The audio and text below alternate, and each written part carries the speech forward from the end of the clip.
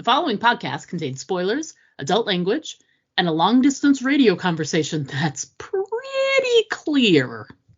Fear the Walking Dead clear. This is a message from the Office of Emergency Preparedness. Due to the recent crisis, we ask that you remain in your homes. Do not attempt to communicate or interact with the creatures, even if they are people you know. Lock your doors. Bar your windows. The dead are coming. It's time for Aim for the Head, an all Walking Dead universe podcast. And now, here are your hosts, Dianna and Steve. Hi, and welcome back to Aim for the Head podcast. I'm Dianna. And I'm Steve. This is podcast episode number 302. This week we'll be discussing episode 5 of Daryl, Dixon. The title of the episode is Deux, Amours, which means two loves. Duh, but I'm love. sure... Duh, love. But I'm sure it sounds so much better with somebody who actually speaks French, which I do not. And Bonjour! Bonjour! Mila Steve! That still makes me laugh. Can't help it. So apologies. I'm sure it's like deux, because the numbers are un, deux, trois. So it's deux amours. Okay, well, first of all, if you look at the spelling, it's clearly ducks. Yeah, that's clear. Let's be clear. It's Deux.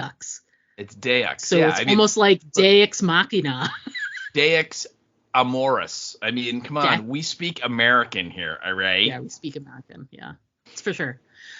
So the translation of Deux Amours means two loves. Mm-hmm. Yeah, so let's talk quickly what we thought about the episode. Overall, you went first last week, so my turn to go first this week. Yes. About episode 5. And I will say this is going to be interesting because I think Steve and I felt a little differently about this episode. I recognize some of the negatives of this episode, but for some reason, I was so along for the ride on this one. I really, really, really liked it. I almost loved it. If it weren't for there's a big chunk we'll get to in my notes that still bothers me, but there was a lot I loved about it. I got so caught up in the action. I liked a lot of the storytelling for the description of how he got to France. And again, still cliches, still some problems with that, but overall I was just I was entertained. I feel like this was the episode where I was the most entertained. And I still recognize some, problems here and there, but overall really, really good. I really, really, really enjoyed myself and enjoyed this episode. So how about you? Break it down. Break it to me gently. Yeah, I mean, I had fun with this episode. You know what I mean? Okay. It was well made, and it had a nice brisk pace to it. I think ultimately, though, I was very, very disappointed in this episode. This is my least favorite one of the season. This was I think if you've been listening all along to our coverage of this series, and if you haven't, where have you been? You'll know. Listening to this one first. Right. Why did you pick this one to start on? But one of the things we've been saying is how refreshing the writing and the storytelling has been, in that it is very turning a lot of the cliche things from not just the Walking Dead universe, but from apocalypse stuff in general, and kind of turning them on their ear. And just as an example, 80% of the people Daryl has met on this show have turned out to be really nice, decent people. And that's not usually the case, right? Correct. We've learned in the Walking Dead universe, anyone you see coming down the road, just kill them, because they're going to kill you. Right. And it might be something as simple as they just want to survive, but it's most likely they're, psychos that have fish tanks with heads in them. I mean, that's just what we've been taught. And this series, first of all, with all the visuals, the setting, everything has just been kind of refreshingly different. And then this episode rolled along, which is just one cliche after another, and not just necessarily Walking Dead cliches, but just apocalypse movie stories cliches in general. And that really kind of bothered me a lot, because I'm like, oh, I mean, there was nothing that happened in this episode that I didn't see coming, 10 minutes before it happened. Right. Okay. The only thing that I was surprised in this whole episode was that when Aslan told the story about the watch, the only thing that surprised me is that he didn't get an arrow through the eyeball as soon as he finished it. I mean, that, you know what I mean? It's like that, like, this is an example. That guy, as soon as he started talking about that stupid watch, I'm like, dude, I could close my eyes and I could picture Norman Reedus looking up at that guy, said, hey, man, it was really fun working with you. Because you knew that guy was dead. Right? That guy was not going to survive that night, and he didn't. And that's just one. But the whole thing was kind of like that. And so that kind of, like I said, it was disappointed in it more than anything. And I got to say, we talked about this either last week or the week before about the X-Files and how, everybody wanted to know, what was this conspiracy? What was it? Oh, my God, tell us. It's got to be so amazing. And then when Chris Carter finally got around to telling us, most of us are like, wow, that's really stupid.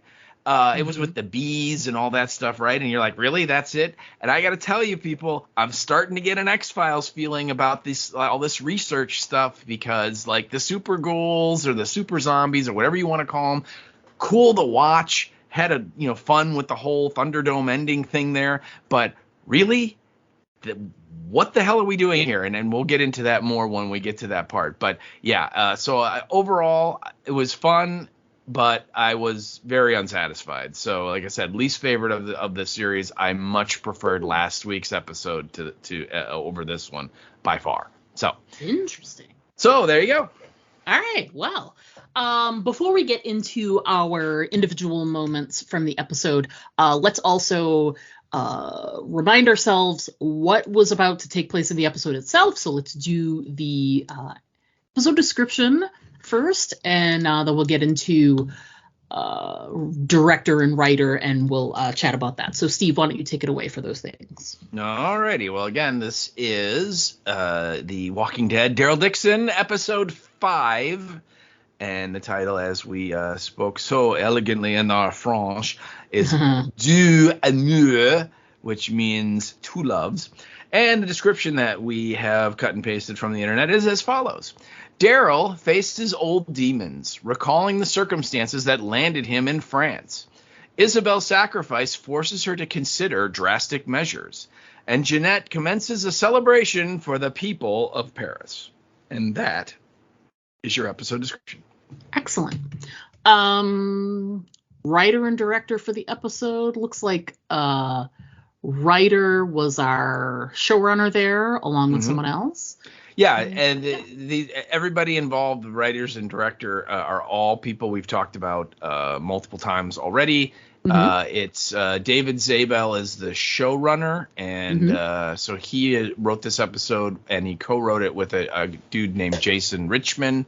And just to go over, David Zabel, he wrote 3 episodes of this season. He wrote episode 1, La Main Perdue, and then he wrote episode 2, which is Alouette, which he wrote with Jason Richman, and then he wrote this one, Deux, Amours, with Jason Richman. So he wrote 3, and we talked about him already, past episode, what else he has done.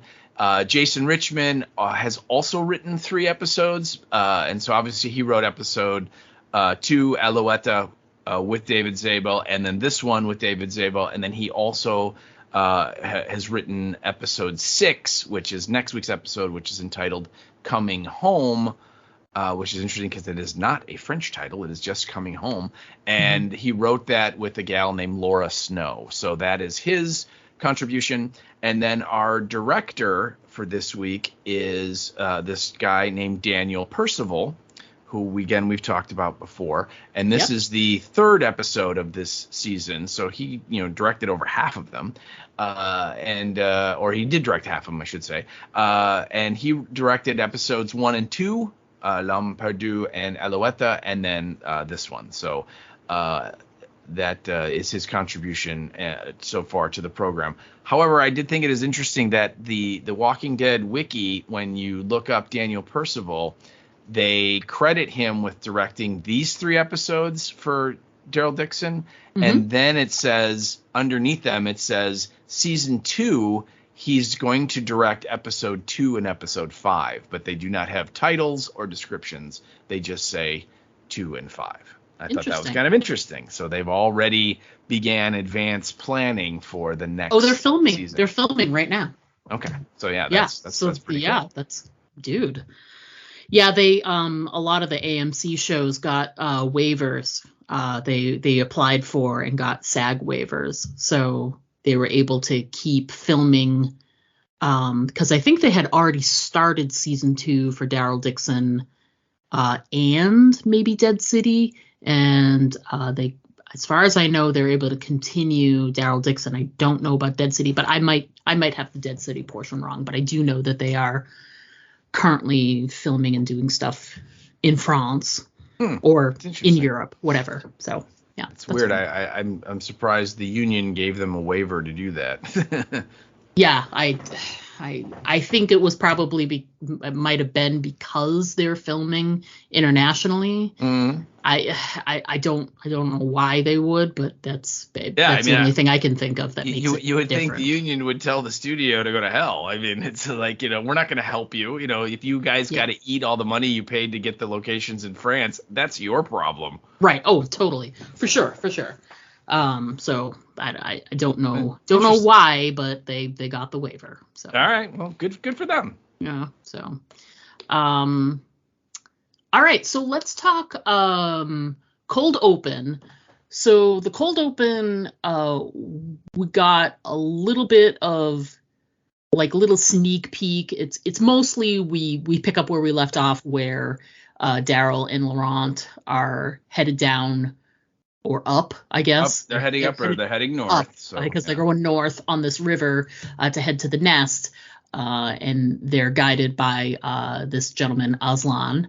And so, Aslan is talking with him a little bit, and it starts to like stir his memories. And then he sort of like goes back. So we start to get the beginnings of his sort of path to France. And the beginning is he gets in with this group of people who, at first you're like, this looks weird on the surface because it's this dude who comes across him in the middle of nowhere and brings him back to this, location that at first I was like, are they going to work on his bike? But then it became clear what was happening, not too long after. Essentially, it's the same research team that we have seen in Paris, the same doctor who works with Madame Genet doing these experiments. He is there, and they are essentially gathering up fresh Zeds, as fresh as they can. Mm-hmm. And they have employed a bunch of, random people who are decent, hunters or whatever. Then there's a swath of guys there that are gonna head out and do this, and they're supposed to catch the Zeds, bring them back, and they load them into a shipping container, etc. And just one little side note, one of the dudes, because there's a small group of them, there's this one dude who features pretty heavily, and his name is Juno. Mm-hmm. We see a lot more of him, but for the way he had his hat on and the way his beard was and everything, I was so distracted because during the flashbacks, I completely thought the very first time I saw him that he was the dude from the castle, the Texas dude. Mm-hmm. I'm an American. Yeah, I'm American. You can't do this. I'm American. And the guy, Juno, who's in this flashback, he has he doesn't have a thick accent, but he has a little bit of an accent, which was interesting considering we're in Maine. Mm-hmm. But people move all over during the apocalypse. So cold open, we get this, this sort of setup where they are grabbing the ghouls from the forest of Maine and getting them onto this container ship.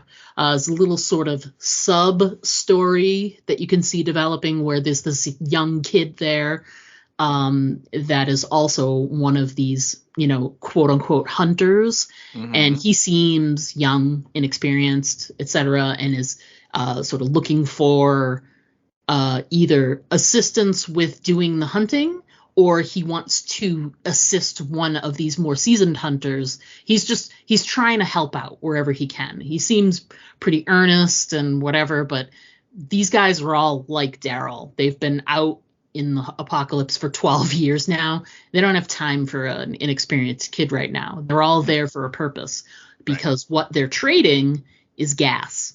So the whole thing is you catch a certain amount and you get a certain amount of gas as ethanol as a payment.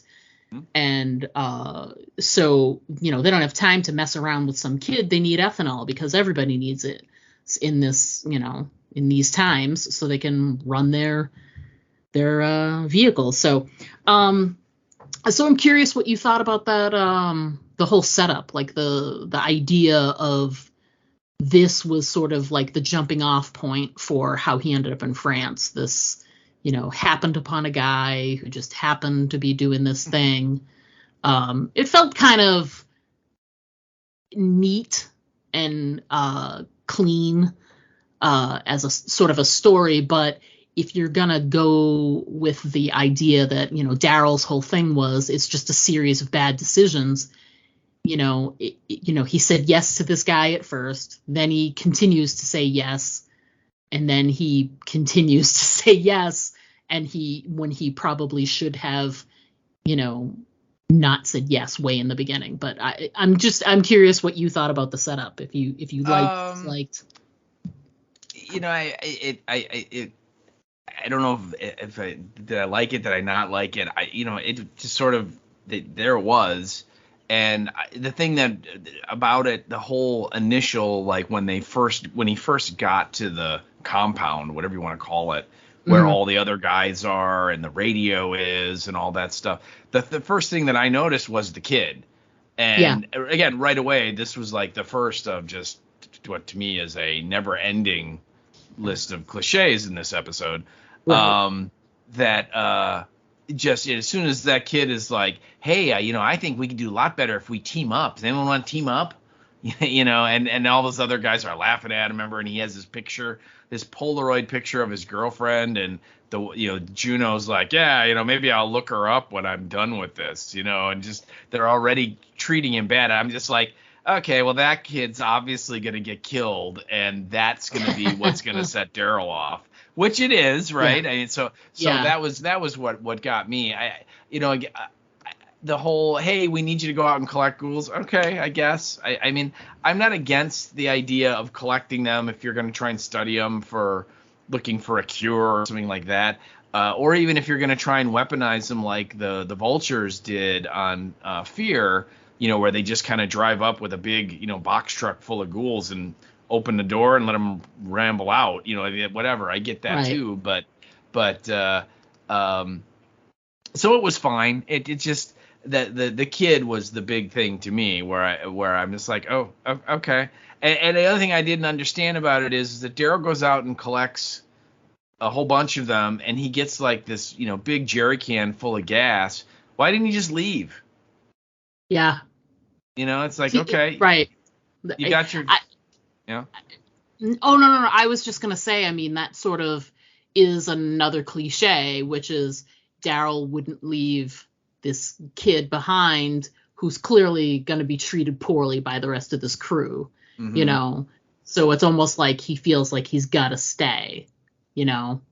Well, I don't know. Or maybe Daryl kind of treats him bad too, though, remember, because the kid's like, hey, like maybe you could give me a few pointers, and then he's like, or I could help you, and then Daryl's just like, do I look like I need any help? And walks away from him, so Daryl's being very normal Daryl, kind of like, I don't need any more friends, kid, I'm good. But then you can tell, like, as he shows him how to chop the firewood, and so it's like, oh, now he's starting to take a liking to the kid, and don't get me wrong, those guys killed him, so he has a legitimate beef. But that was kind of another thing, when I know we're not at that point yet, but just I'm like, really, Daryl, why are you like getting involved over this person you don't really know? Yeah. You know, you don't know that kid from anybody, and so those guys killed him. So what? You know how many people kill everybody else in this world you live in? Why are you, losing your shirt for that? But anyway, again, it's in terms of the story mechanism, it's fine. It gets him on the boat, it gets him to France, and here we are. So good. Yeah. Okay, I see that. I did notice that Daryl was kind of like a quote machine this episode, and I had different quotes sort of peppered all over, but I was like, let's just put them all together. So as you mentioned, do I look like I need help? Mm-hmm. Yeah. Then he's got all kinds of other ones where, we all got people we miss. Oh.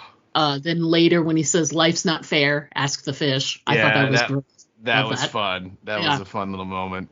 I liked when Laurent's like, oh, we have to gut him, and he's like, yeah, well, we're gonna eat him. What do you think, we were doing this for fun?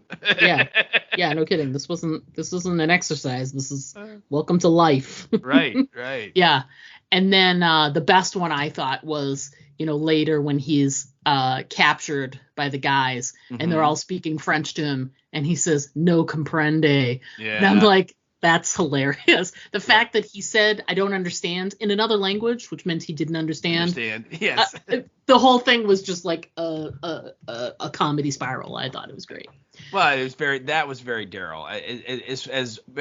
As un-Daryl as it was the way he got caught, that moment was a very Daryl moment. I also like to, when at the very beginning, he's sitting like in the cabin with Aslan, and they're going down the river, and the kid is out like on the deck, and he's asking Aslan about, well, what's the nest like, and are they going to take care of him, and then he's like, he goes, I think the nuns kind of raised him kind of soft. Yeah. And he's watching as the kid's like trying to like catch like bugs or something. He's like trying to like slap his hands at bugs that are zipping around. And Aslan's like, don't worry, there are people there that will care for him and raise him and help him become the leader that we know he's gonna be. And then Daryl watches as this kid is trying to catch bugs, and he's like, yeah, right.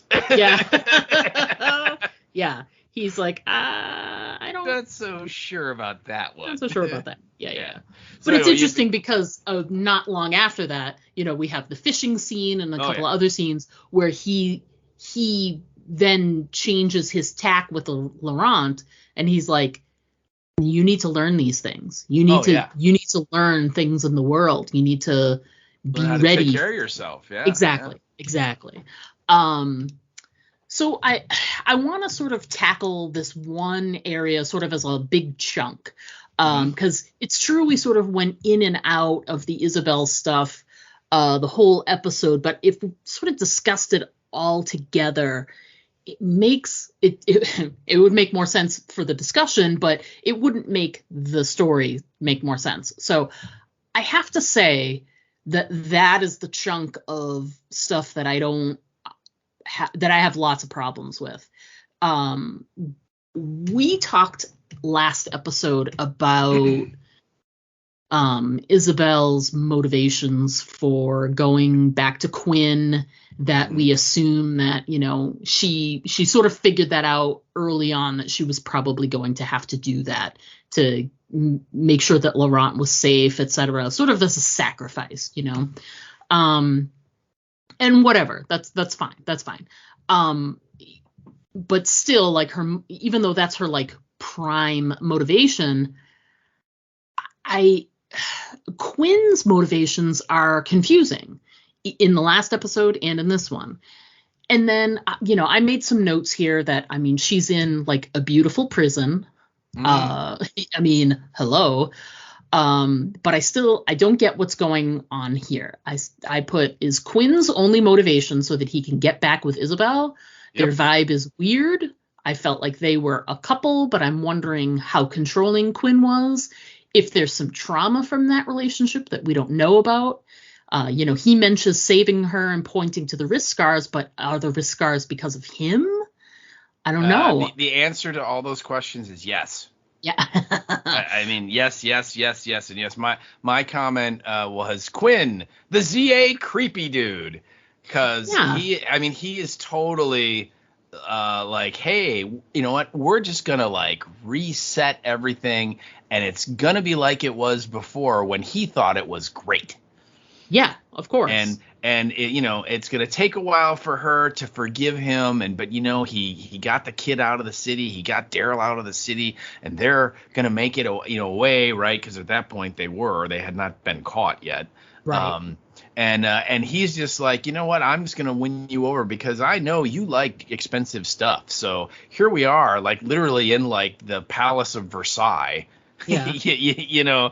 And you've got like your own personal chef, and she's whipping up pastries and fresh eggs and all this crap for everything, and then she's got all of the amazing clothes, and there's the artwork, and I mean he's just pulling out all the stops, right? And he's just like, I'm totally, you're gonna love it because this is how we used to be, and my recollection is that when we were together, life was perfect. Yeah.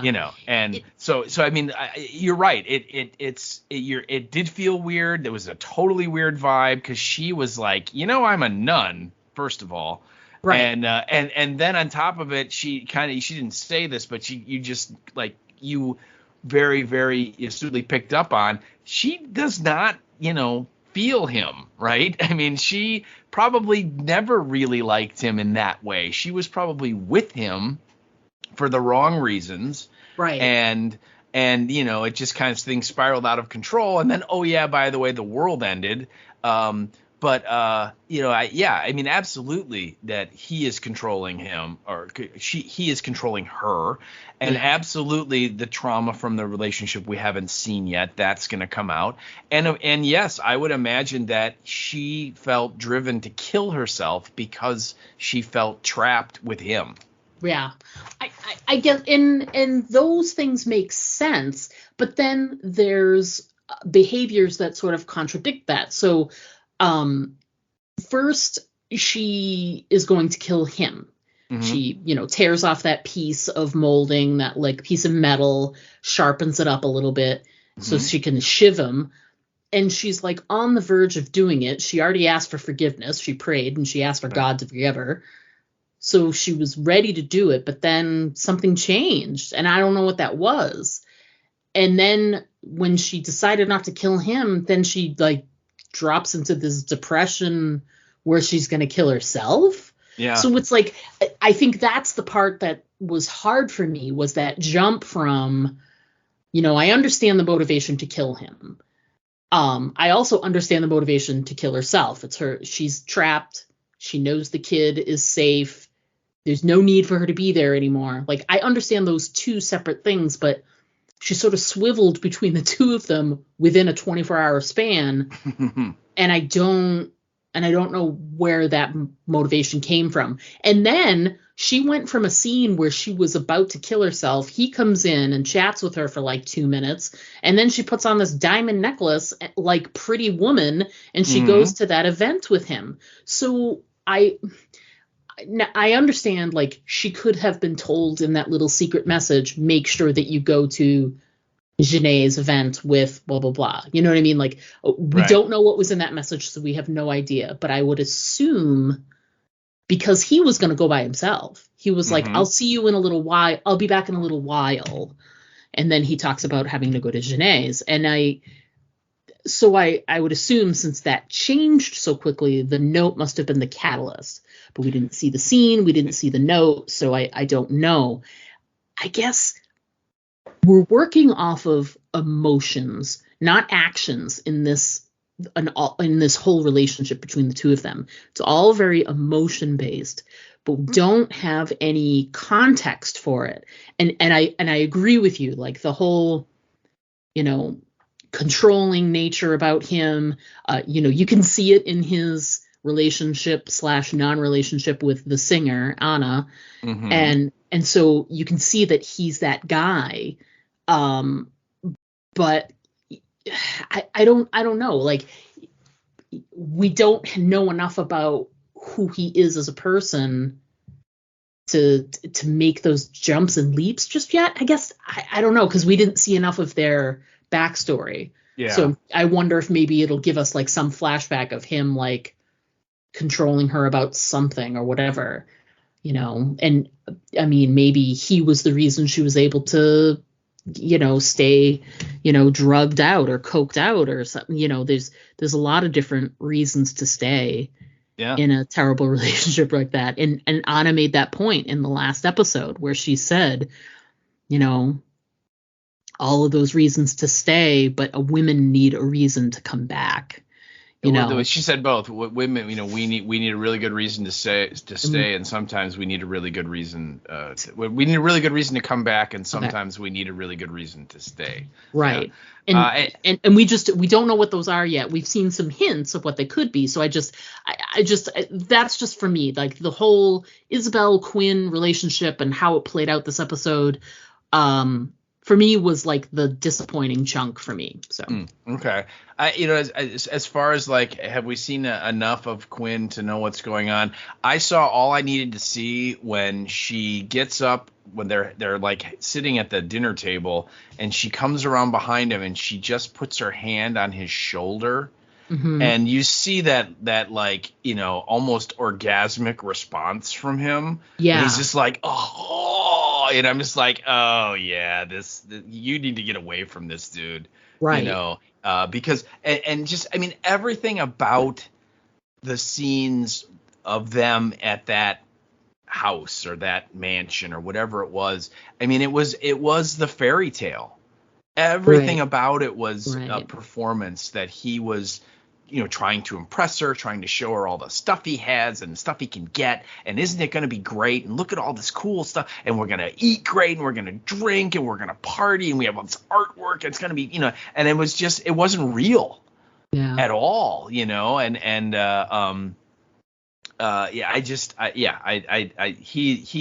He's doing all of that.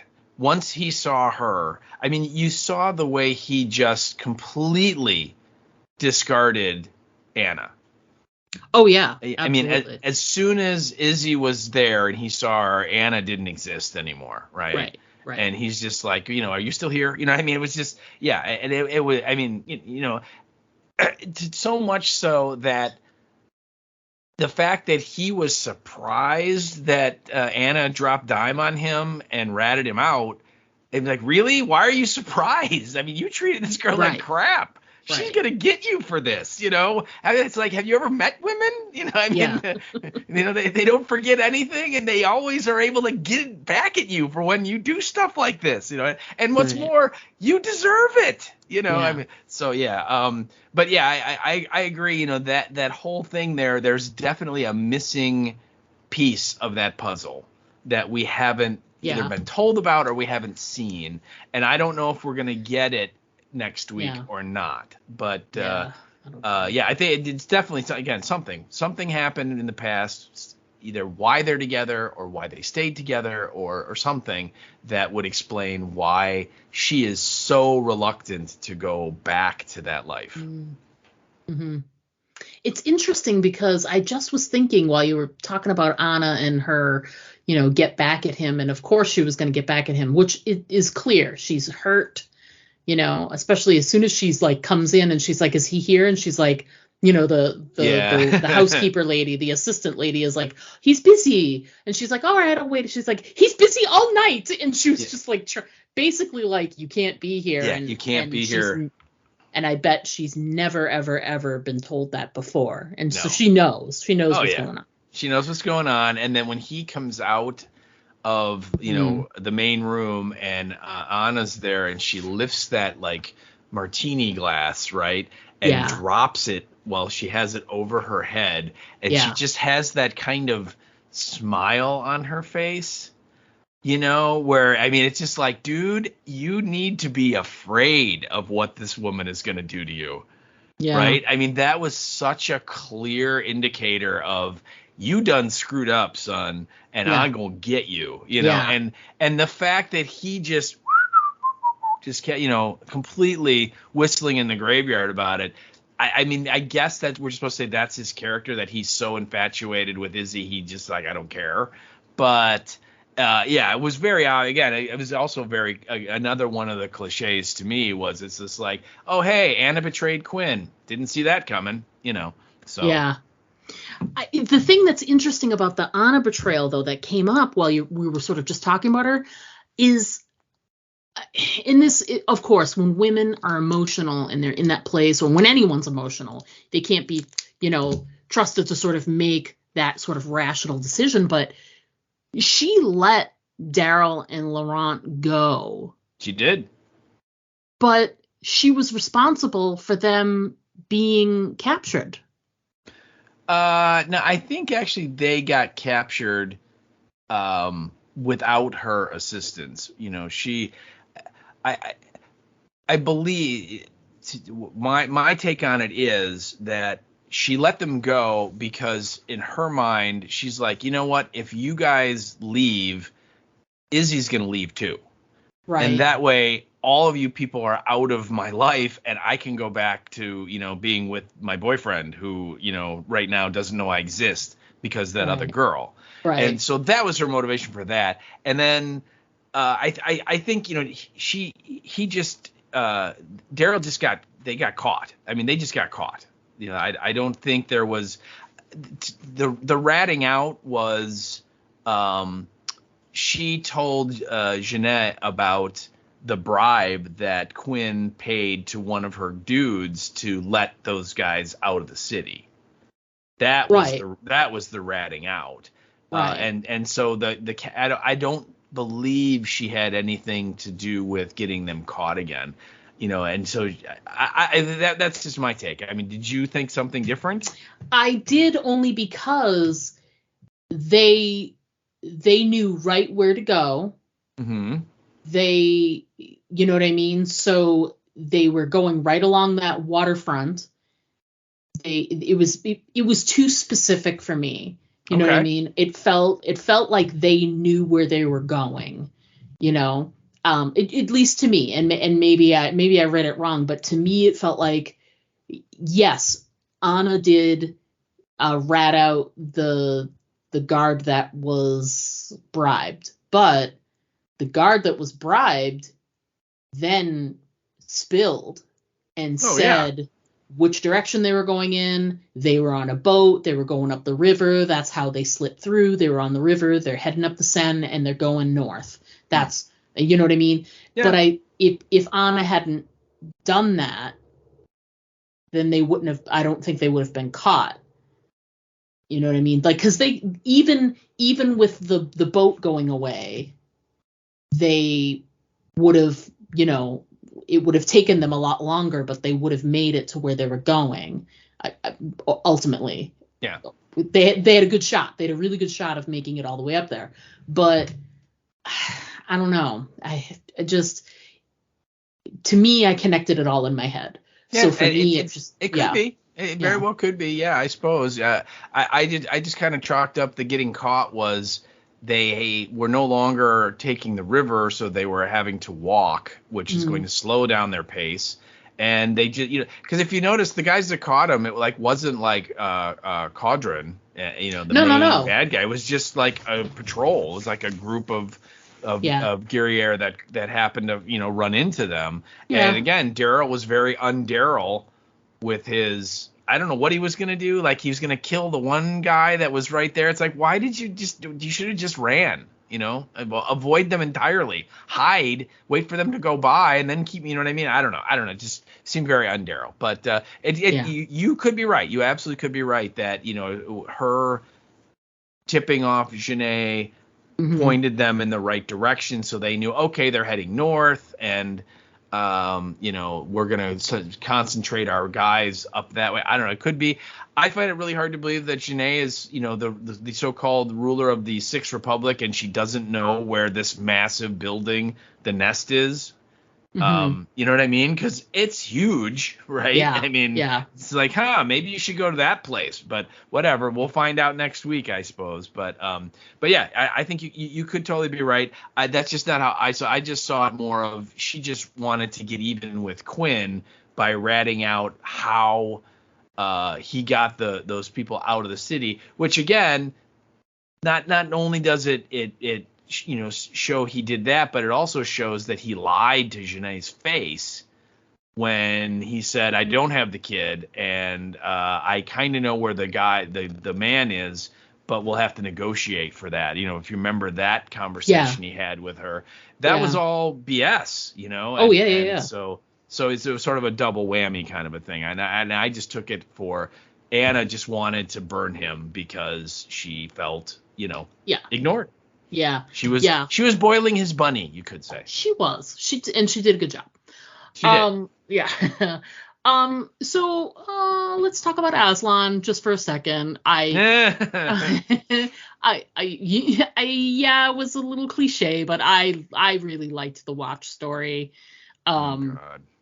He's so funny. Oh, God. Well, I love that it came up. Like, he used the Watch as he was using it for time because he needed it for, to be able to pray to the east because he's Muslim. But so that's helpful. But it's also, we find out when we see it that the inside has the picture of the nest. So that's like this inspirational thing. So it's almost like he's looking at the time and he's also reminding himself, I have a greater purpose here. I have things to do. So I liked that portion of it. And I liked the story of the Watch being the thing that sort of pulled him out of depression and suicidal behavior. And he's, he keeps it as a symbol of that. I don't know. I must have been in a really soppy mood or very emotional mood because it hit me and I liked it. You hated it. Again, I like the character. I just literally as soon as Daryl's like, oh, I can't remember the last time I seen somebody using one of those, about the Watch, and then he's like, oh, well, you know what? Let me put away my journal of things I'm going to do in the future. Let's put that over there, and let me just not make any sort of plans for the future right now. I'll put those on hold. Let me tell you the story of my Watch. I'm just like, oh my God, you are so gonna die. I mean, it was just so obvious. It's like, yeah, thanks for playing Aslan. Here's what's funny though.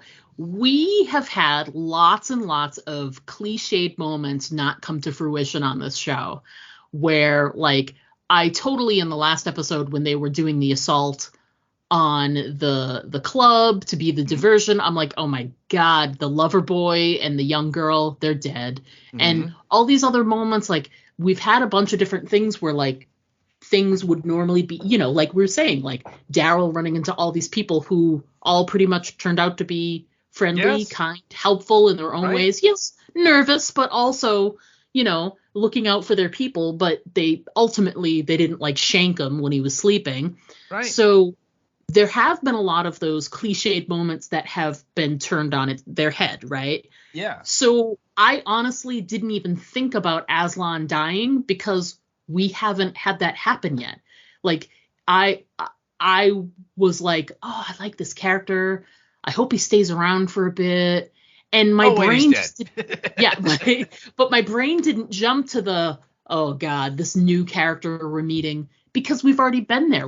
What happens on The Walking Dead? We meet a new person, we get attached to them because we, get to meet them a little bit, and then they're gone. And then they get an arrow through the eye. Yeah. And that hasn't really happened yet on this show. So I was sort of lulled into, I let my guard down, is what we're saying. I guess I like I said, I applauded them for the first 4 episodes, and that you're right. They kind of went against the cliches, where there were moments where I'm just like, oh, well, that's not going to end well. And then I'm like, wow, when they run into the crazy kids with the masks and the spears and stuff, I'm like, okay, well, now we're into Lord of the Flies, and that's going to end badly. And then you're like, oh, wait, that ended really well. Huh. That's weird. Didn't see that coming. But I mean, I still had those thoughts of ooh, that's not going to work out. That's going. So when that guy started telling the story about fixing the Watch and that saved his life and blah, blah, I'm just like, yep, dead. And if he wouldn't have died, then I would have been like, how about that? The guy didn't die. Like, if Daryl would have woken up and heard the ghoul and came outside and, killed that one and then found Aslan and he was like holding off like 4 of them and Daryl swoops in and they wipe them all out, I'd be like, wow, I thought for sure that guy was going to die after he told that stupid watch story, but he's still alive, but they didn't do that. I mean, they just went straight to, no, he ran into a telephone pole and he died. Yeah. Hey, he made a joke about it. He did. And I thought that was crazy. Cause like, it was so, when it happened that I was like, of course he backed up and went into that. And of course he did. And he literally made a joke about it in the moment. And I was like, what is this show doing? Like I can't believe that he had the wherewithal in the moment to make a joke about it. And then he said the thing, he makes a quote. He says, all these years of training and I'm done in by a telephone pole, which is hilarious. Yeah. And then he says, and the irony is my dad worked for the telephone company. I mean, come on. It's a double joke, right? It is. I know. I loved it. I was taken in. I didn't expect him to. I mean, as soon as we heard like the scratching stuff and, I'm like, if Aslan's not in that like space, like that structure with Daryl and Laurent, and there's like scratching at the door, he's dead. Like I knew that. Right. But so even that, like, yes, he died like 2 minutes later, but I wasn't expecting him to. So when he was like, Daryl, I was like, oh my God, he's still alive. That's surprising. Normally they'd be on the ground with like, or they'd be the zombie that attacks Daryl. That's the cliche, is he goes and kills the zombie that's at the door. He steps outside and the next zombie that grabs him comes out of nowhere because he didn't hear it coming, because zombies don't make any noise until they touch you. I don't know if you knew that. But really? But that's as soon as they touch you, they go, ugh! But before that, they're like, shh, don't say anything. So but yeah, typically that's what would happen. He'd kill the zombie, he'd step outside, the next thing would happen is a zombie would grab him and he'd fight with it, and the zombie had the upper hand and he almost didn't make it, and then he goes to kill it and it's like, oh, it's Aslan. Isn't that tragic? And that's not what they did. So even they even took a cliched situation and they snuck some stuff in that was not cliche about it. Okay. Oh my God, you're terrible. You say. It's just I guess it's just lipstick on a pig to me, but okay. Oh God, cold and dead inside, that's for sure. Yeah, I silly me. Silly me.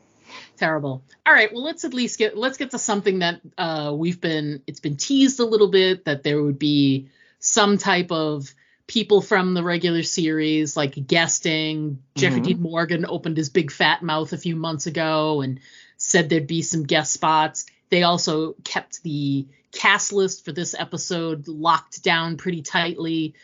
So if ever it was going to happen, it'd be this one. And we got it. And it was this radio transmission call that Daryl's able to have with Carol. So Melissa McBride, who wasn't going to be on the show, is now on the show. On the show twice. Yeah. And I thought it was interesting that she is not credited till the end credits. Yeah, because they didn't want to give it away. Yeah. She's top billed on the end credits, but she's not a.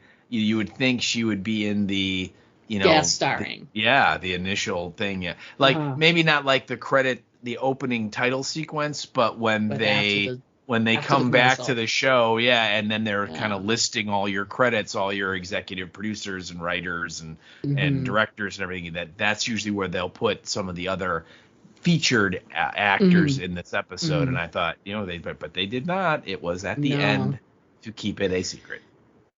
I have some questions. And this is a pretty. I joked about it in the disclaimer, but it's a pretty long distance to do a radio transmission call. Like even in like the regular times, like right now, if you were like breaker on your truck CB or something, because that's the technology they're using is like It's a ham radio of some sort. Yeah, some sort of, and so they're in Maine. They're on the coast. They're not specific about where, but the kid said that he came from Freeport, so they've got to be.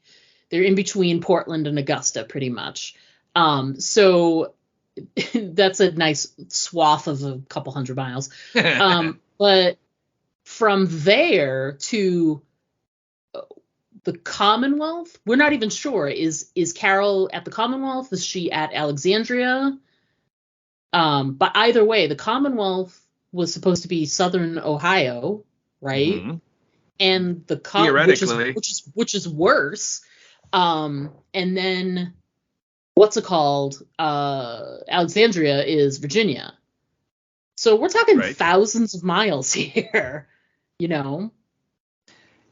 Or at least 1,000 miles in either direction. I don't know. I mean, maybe you can make the argument for, there's no other interference right now, so you'd be able to get like a clear, a signal. A clear signal of some kind. I don't know. That wasn't the part that really was the most questionable to me. Of course he was going to be able to talk to Carol no matter where she was. She could have been in Africa, for crying out loud, and that call went through. So that I didn't really have a lot of questions about that. My question is, there's two different things that she discusses. She seems kind of, I don't know, it sounds like she's holding back something. He's like, how are you doing? And she's like, everything's fine. And you're like, never believe a woman when she says everything's fine. When they say, I can tell you from personal experience, when they say it's fine, it most definitely is not fine. It's the opposite of fine. But she says something to him along the lines of, it just takes some getting used to. Mm-hmm. So what is it that she's got to get used to? My only supposition was like peace times, maybe, like, because this is the first like stretch of time where they don't really have like a big bad to go after or something. So I'm curious if that will be expanded upon. Would you say? Maybe Ezekiel snores. Well, we know Ezekiel snores. He had that big goiter and everything, so all of his breathing is all messed up. It's like cancer-free snoring, and that's new to her, and so she's getting used to it. We don't know. All right, so that's my question. So I'm curious what you thought, and you, the wider audience, what you thought that she was getting to. And then of course, her transmission is like broken up, but she says blank came back. And he's like, what? Carol, what? Who came back? Who came back? Carol, I can't hear you. You're breaking up. Who came back? So. By the way, I love your possibilities of Morgan or Dwight and Sherry. Please let it be them. Well, here's the thing. We already know Dwight and Sherry go to the sanctuary. So they could have rolled up to Alexandria at some point. Yeah. It sounds like, because I've watched it twice. Did you watch the episode twice? I did. It sounds like on the second listen, she says something that ends in like a hard consonant and then came back. So it sounds like the very end of the word Rick. Now, it could have been anything else, Mm-hmm. Don't you think she'd be a little more excited and animated, and that would have been the first piece of business she managed to tell him if Rick came back? That's my thing, especially since he didn't come right out and say, I'm still looking for Rick, but everybody knows that he was looking for signs of Rick and looking for Michonne. Right. So if he got through to Carol and Rick was there, it'd be the first fucking thing she said. You would think she'd be like, oh my God, Rick came back. What? Yeah. I mean, at this point, Rick has been with the CRM 12 years in. Judith was how old when he got loaded onto that helicopter? Like 4 or 5. Yeah, so we're talking like a good 8 years, at least. Oh, yeah. So that's a really long time for someone to, unless maybe she said Heath. That's it. She said Heath came back. It's Heath. Thank you. Back. Mystery solved, people. No reason to even watch any more of the shows. We're good. Yeah, you're welcome. Wow. I'll tell you one thing. I saw Morgan floated as an idea on some review somewhere. I just threw it in my notes. I don't think it's at all Morgan because they've already said we're not going to see the character Morgan again on Walking Dead. So I don't think they would go down that road and not explain it. It sounds like whatever happened, whoever came back is something that we will find out more about. You know what I mean? Like, why bring it up if they weren't gonna? And I just really don't think that Morgan is one of them. Dwight and Sherry, possibility. Yeah. Slim, one, but still maybe. there. Yeah. What'd you say? A dull one? Dull or dumb, either way. Dull, dumb, and also, they're just not a good pair. They're well, they're not together wherever they are. Yeah, so, that's true. Or if they are, wherever they are, they will not be together for long because one of them will decide they need some time away. Yeah. So. I mean, obviously they're sort of pointing you in the Rick direction and they want the internet to go crazy and say Rick. But like you said, I don't think Carol has known Rick since day one. Yeah. There's no way that wouldn't be the first thing she says. Yeah, that she wouldn't bury the lead like that if that's what happened. If it was anyone of substance, if it was Rick, if it was Michonne, even if it was like Negan, you would think that would be kind of the lead story. But in terms of the the distance from Maine to, let's say, Ohio, and I would guess she would have to be in the Commonwealth because they would have the radio equipment. I mean, that's true. I know that Eugene had his little radio in the attic of one of the houses or in the windmill or wherever in Alexandria. But I'm guessing she's in the Commonwealth. But I would point out that there are you can get a ham radio. And people are able to communicate with people all over the world depending on how clear the night is. You turn on your ham radio, you can reach people in Sweden from the United States, or that's true. So it's not out of the realm of possibility that if they have a powerful enough signal, a transmitter and a receiver, that they could make that connection. I think where we tend to roll our eyes at The Walking Dead is when people pull out those little Motorola radios that, we have firsthand personal experience of. You go around the corner from somebody with one of those and you can't pick them up, and they're able to communicate hundreds and hundreds of miles with those little things. That is impossible. That is unrealistic. But if they, at that depot or wherever he was, they obviously had a big radio set there that, it had like a handset, almost like a phone that he was talking into. You know what I mean? This was not like a little Motorola flip phone thing that he was communicating. So right. I think that didn't bother me that, he got sure, you're like, wow, he got through to her. What did, like, the phone ring? How did she know he was calling him? But it worked. And so that is kind of hard to believe. But the fact that they could communicate that far apart, that I think is more in the realm of possibility. Okay. But yeah, you're right. That whole conversation really smacked of, hey, how can we crank up the social media of the fans?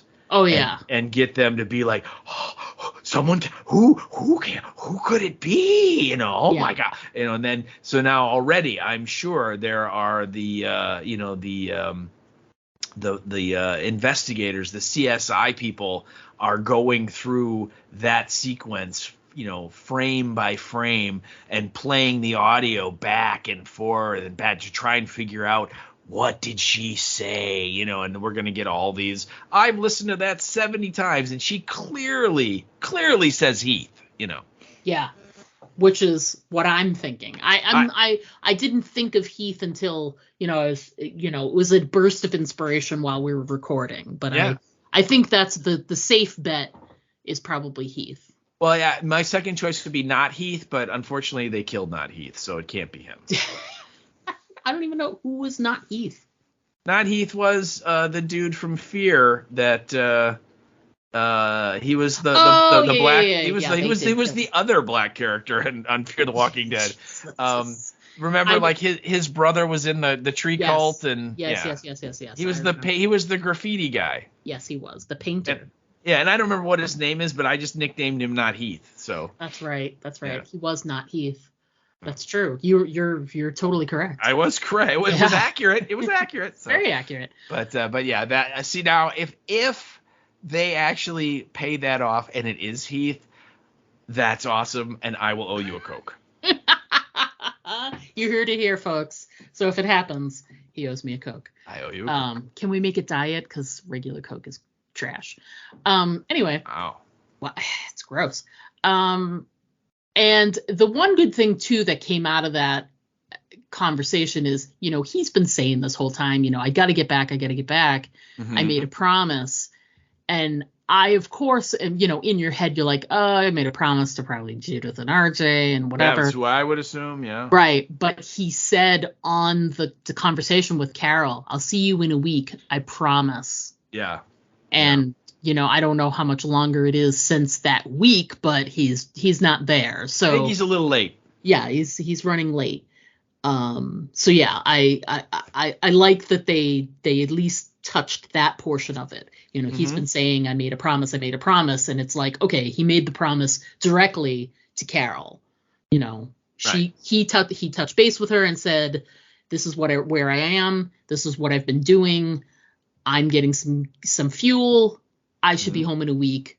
Yeah. I promise. Right. That's my promise. Yeah. But see, they also could be setting up, the next spin-off series, which will be The Walking Dead Crazy Carol, where she goes out looking for Daryl, who of course is out looking for Rick and Michonne. And we could just get a never-ending string of series of people that are going out looking for other people that went out looking for other people. Right. I mean, and you did miss one layer. So Carol is out looking for Daryl, who is out looking for Rick or Michonne, who's looking in Michonne, who is out looking for Rick. And right. Rick is looking for, I don't know, maybe he's got amnesia, because I feel like Rick would have been home by now. You would think he would have, eventually shown up. Yeah. But I mean, just think of the possibility. I mean, you could go down the line. I mean, we could, like 12 years from now, they could be like, and this summer on AMC, it's The Walking Dead. RJ. I was just gonna say, like, what's the most absolute worst character, has no need, doesn't belong there, and I'm like, RJ's a good choice, and you said RJ. Yeah, it's RJ, right? It's gotta be. But I mean, he'll be let's 23-year-old kid by the time they get around to it, and he's like, well, my dad left 30 years ago, so I don't know if he's coming back. But my mom left 25 years ago, so maybe her. And then Daryl left 20 years. I mean, just be this crazy thing, So yeah. I completely understand. Oh, goodness gracious. That's a good one. I like it. RJ, the continuing adventures of the kid who has no purpose. And the whole show, he can never say anything. Yeah, absolutely. All right. So now that we've kicked that all to death, Aslan. So the ship. Yes. The container ship. Well, we should say that we get a flashback, and the kid. Daryl and the kid kind of bond a little, and he kind of throws him a bone and teaches him how to chop firewood, because he can't even do that. And the kid's like, can you give me some pointers? He's like, yeah, go back to your girl, right? That's what he tells him. Yeah. But the kid then goes up to Juno and his buddies, and he's like, I'll do anything. I need to get some fuel. I can't get back to my girl empty-handed because of the situation she has with her dad. And so then Quinn's like, anything? And then one of his guys like, hey, remember, no sexual deviance. Yeah. And so they make a deal with him about, hey, go chop the firewood, and I'll think about letting you tag along tomorrow. And so then, and I think that's the end of that flashback, and they do some of the present day stuff in France. But then when they jump back to the flashback, it's like the next day, and Daryl has already brought his, captured ghouls in, and he's already there, and then he sees Juno show up and he's got a whole line. They like tie them all together, right? And they bring them in on a big line. And the one ghoul that's bringing up the rear of his catch is the kid. Yeah. And the kid's turn. And one of the things that the people that are sponsoring this or hiring them tell them at the beginning is that you get a pint of ethanol for every ghoul. And Juno's like, I was told a quart. And and then the French scientist guy's like, if they're fresh, you get a quart. Because they obviously want the freshest ghouls that they can get for the scientific purposes. They want it to be as fresh as you can get it. And so immediately Daryl sees what's going on and deduces the fact that, well, okay, they killed that kid just to get the quart of fuel. And he accuses him of it, and the guy's like, I don't know, we found him like that. And then Daryl's like, he has like rope burns on his neck, type thing. And the guy's like, whatever, tells Daryl what he can go do with himself. And Daryl punches him. And this is again after one of the first rule of Fight Club, basically, that they're explained is, no fighting. And so both of them are grabbed and thrown on the ship. And that's how they get on the ship. And my thought was like, really? So like, if you want to get a free trip to France, you just got to punch somebody. You know what I mean? It's just, it seemed a little extreme that's the response for that offense. You think they just would kick them out of the compound, wouldn't you think? Yeah, the thing is that it'd be one thing to do that and let the other people see what the consequences were. You know what I mean? Like, then it's a teaching moment, like, keep yourself together or else this will happen to you. Right. But those guys that are back at the compound in Maine, they have no idea because they didn't see exactly like that they were going to be tossed in as feed until they were out on the open ocean. So that's the part that didn't make sense to me. Like, if you're going to use it as a punitive thing, how do you know what I mean? Use it as a teaching punitive thing. It didn't make sense there for sure. Yeah, you think it would be like, they just shoot them. Mm-hmm. And then it'd be like, see, we do not tolerate fighting. So all the other guys that are there would be like, holy crap, we better not, do that. But yeah, I thought it was a very extreme punishment that was not really explained. When the guy's explaining the rules, he doesn't say, by the way, if you break any of these rules, we're going to kill you or we're going to, do something awful to you. It's just, this won't be tolerated. That's how it's phrased. Yeah. And I don't know. I kind of take it to mean, if someone says, hey, you know what, we don't tolerate smoking in this facility, and then you light up a cigarette, I don't expect they're going to, well, now we're going to feed you to a bunch of zombies. It's like, no, we're going to tell you don't come back. Yeah. Like, it'd be different. Like, it would have been make more sense if they were like, you guys are out of here. And by the way, we're taking half of your fuel back. Your fuel, yeah. Yeah. And then maybe Daryl, punched one of the guys from the compound or something, and started getting in their face. Then I could see, okay, well, fine, you just earned yourself a ticket, on the Love Boat here, you know what I mean? So, but yeah, I get it. I understand that's the mechanism to, like, how did he get on the ship? Well, okay, that's why. Right. It wasn't his choice. He was forcibly put on there.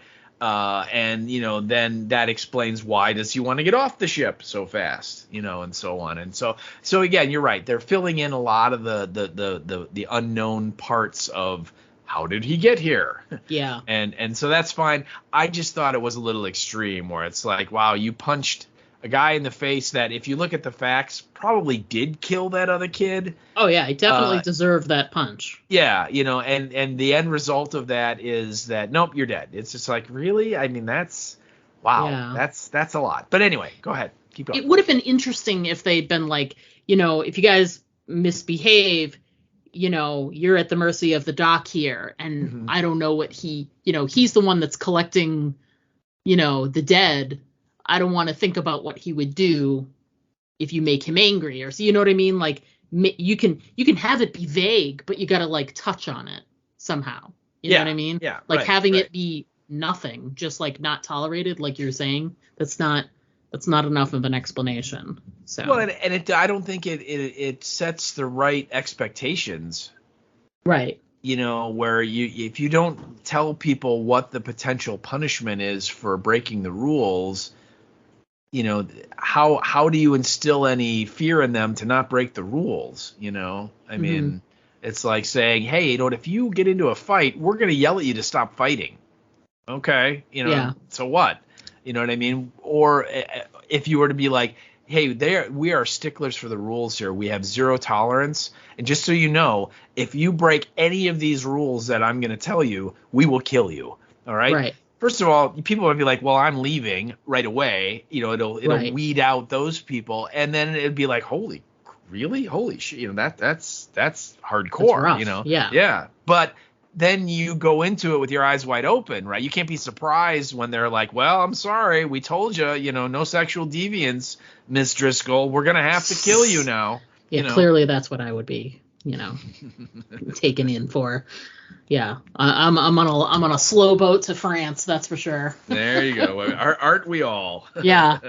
I did like, as soon as they get him on the ship, you could see, because Daryl is good that way, you see him looking all around the ship. He spies the boat right off the bat, and as soon as he looks at the boat, you're like, okay, he gets to that boat. We'll see how that happens. We already know that he messed up the experiments, because that's already been said. That was said in episode 1. So we already know. So it's just waiting for what's the catalyst that makes it happen. And they show, there's a testing room. They shut the door just as they're walking by, but they've got a ghoul like strapped to the wall that they're running tests on of some kind. And they're then almost they like go electrifying it. I know. Yeah, like they were doing like shock therapy of some kind. But then they go past these two. Now this is a big container ship, so as they go past, there's these sort of like fenced off areas,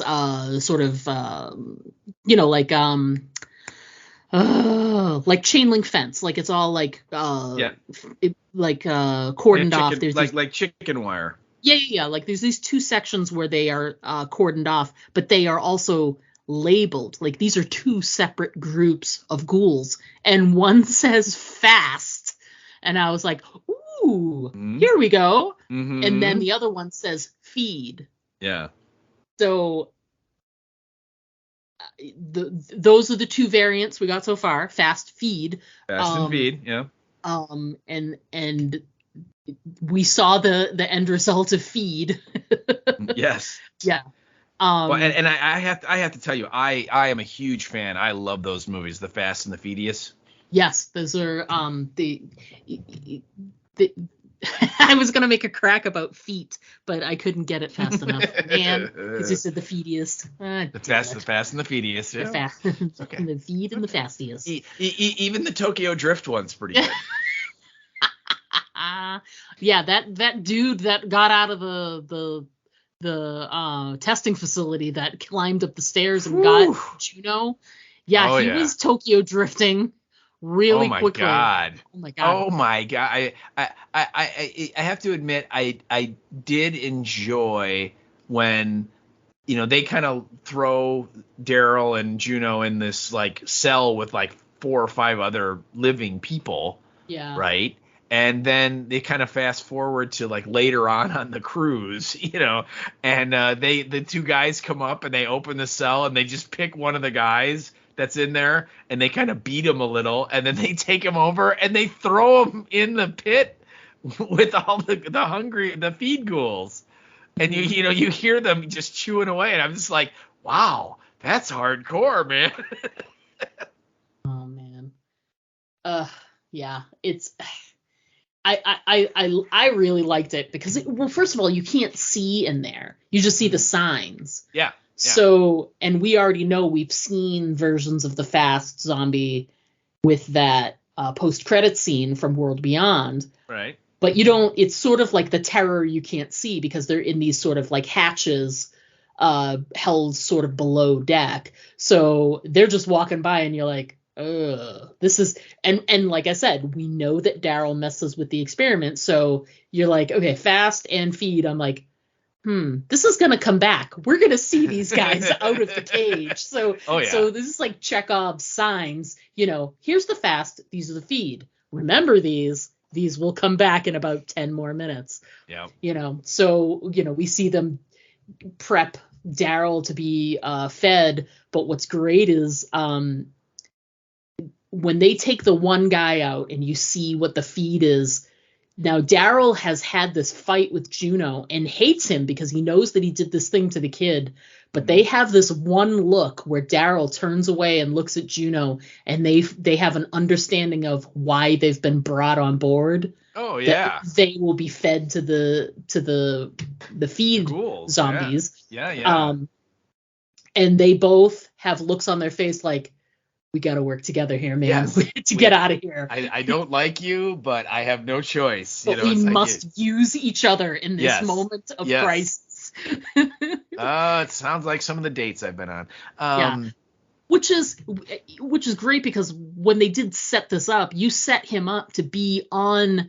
Would he have been able to do what he did? Like he clearly like faked some kind of illness so you could get him out of there. But he obviously like cut his lip or something because he spit up some blood. Yeah. On the deck, and so then Juno started.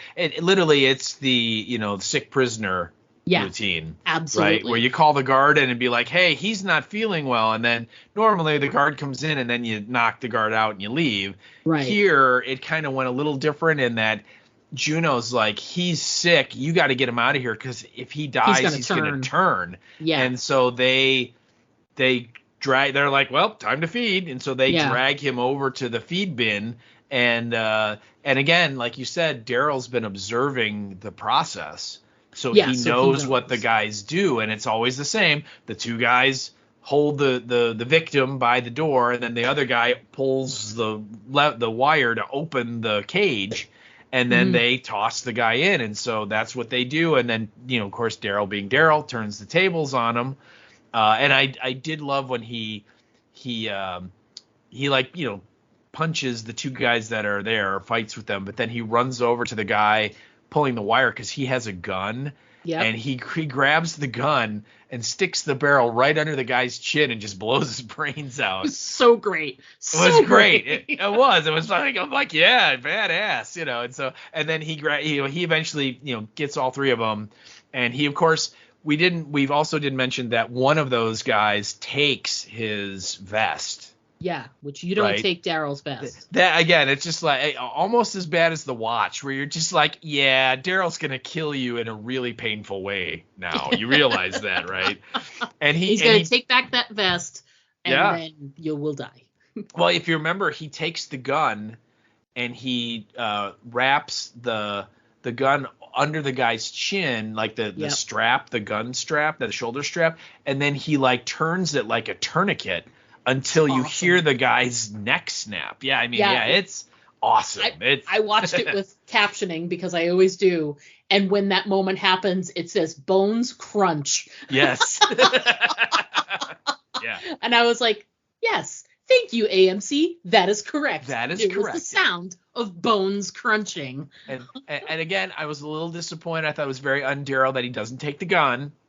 But he does get the guy's keys, and then there's this moment where he takes, before he dumps that guy into the feed bin, because that guy goes into the feed bin too, he takes off the vest, and then he has this real cool, like, flip it over his head, put it on move thing, where he's like, I'm Daryl Dixon. And then he runs back over, and just as he starts running back over, people have heard the gunshot, they're responding, so some of the guards or crew are investigating, and so what does he do? He opens all the walker doors and lets the ghouls out onto the deck, Yep. To just create chaos. Chaos, yeah, absolutely. And then he unlocks the door, and of course Juno's like, "Son of a bitch, son, you did it, yeah!" You know, and off they go straight to the lifeboat, and that's what sets up then, you know, our scene with our fast, you know, super ghoul, whatever we want to call him. Yeah. What a great moment too, because clearly Juno hasn't seen any variant zombies. Now we've seen a couple in Virginia, so we know that there are a couple of variants here and there. They did, you know, we saw those in the final couple episodes of. So the climbers. Yeah. And the ones that could like open the doors. Yeah. But Juno is totally like, he's gonna get torn to pieces in a second, but his first reaction is, he's climbing the stairs, man. Oh yeah, I know. He's just like, what the hell? Yeah. So what's crazy is, I think that is one of the reasons why Juno is killed so quickly, because he was so surprised by the image of that fast zombie coming up the stairs, the variant there. He was sort of shocked, and he didn't, you know, if it was any other situation, he would have reacted, because he, much like Daryl, he knows the walkers, he knows how they act, he knows how to fight them. Clearly, I mean, he got a bunch of them for, you know, back at the compound, and he seems very experienced, you know. So he, in that brief moment, was so thrown that he was like, oh my God. And he moved, and that fast zombie moved so damn fast. Oh, it was great. But it was great because to get the sort of lifeboat off of the edge of the ship, there's like this, I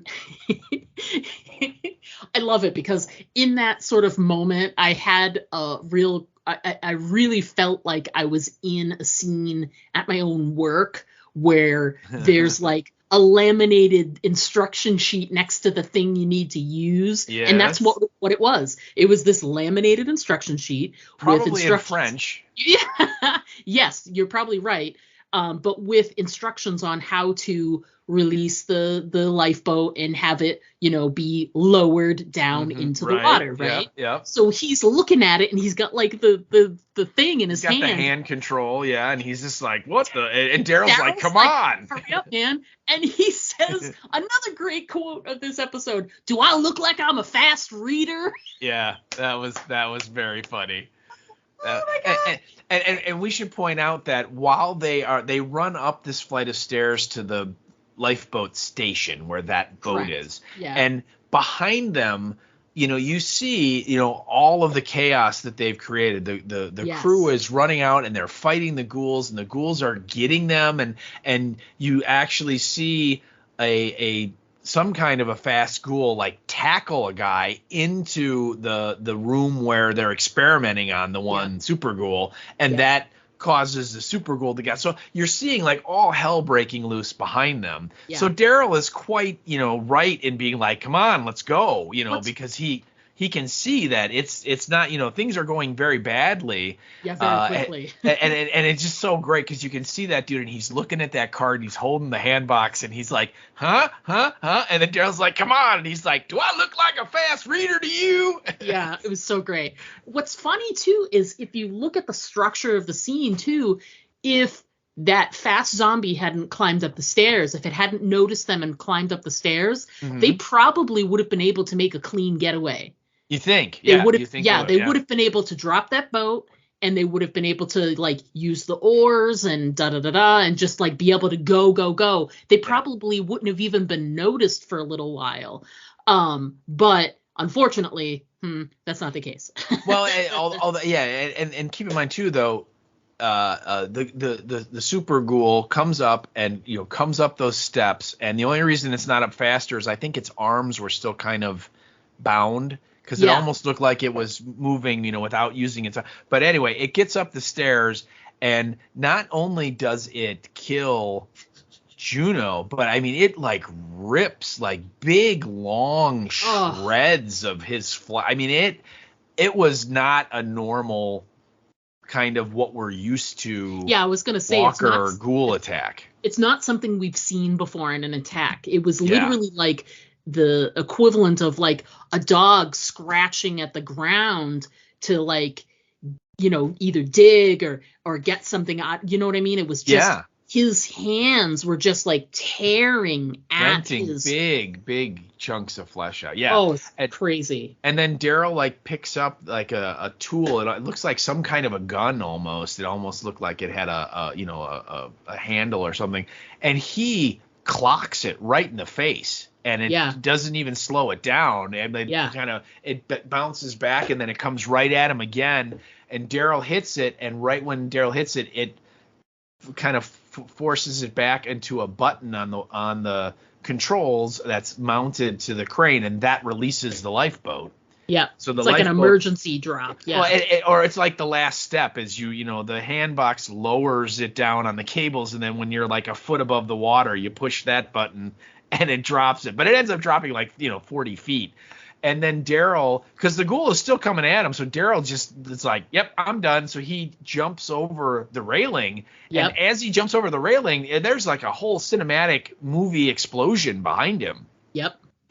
So I was surprised that ship made it to France at all. Yeah.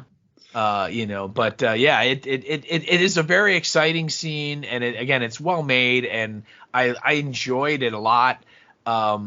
It just there was kind of some un-Daryl moments in there that kind of went and the whole super ghoul thing, which we get a better glimpse of it, I think, in the end of the episode than we do on the ship, because it's awesome on this ship, but it's very fast. Yeah. Yeah, exactly. So let's talk about that super ghoul. I really liked it. I thought it was very interesting because it was sort of like it's showing us part of I don't think we're seeing all of the stuff that they're doing with the walkers. I think this is just part of it, but this is one of the things they're doing. So they shoot this dart, and then there's this crazy, very quick transformation into like the Hulk smash version of the zombie, and then they take off the face mask, and then they very last moment cut the bonds, and it rushes towards Daryl, and he's been given this big battle axe, and he swings, and then we get the black, so it's the end of the episode. I thought it was, for me, I thought it was interesting. I thought it was, I hope that there's more to it, because it feels kind of, because I think there's an element of control that I think that they want to have if they're using these as an army or some kind of defense mechanism. There's got to be some element of control that they're trying to have. At least I would hope so. But it feels like in that moment, they didn't really have control over that ghoul. It's just full on, it's going towards the one food source that's directly in front of him. Yeah. So that's that. So I really loved it, but I want more. I want more nuance. I want something slightly different. I want to see more details of what they are working on. It sort of was like it whetted my appetite for part of it, but I want there to be more to it. You didn't like the super ghoul.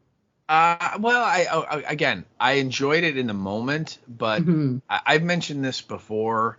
When I'm watching or reading these kind of stories, a big thing for me on my enjoyment level is if the characters do things that I'd be like, yeah, I would do that.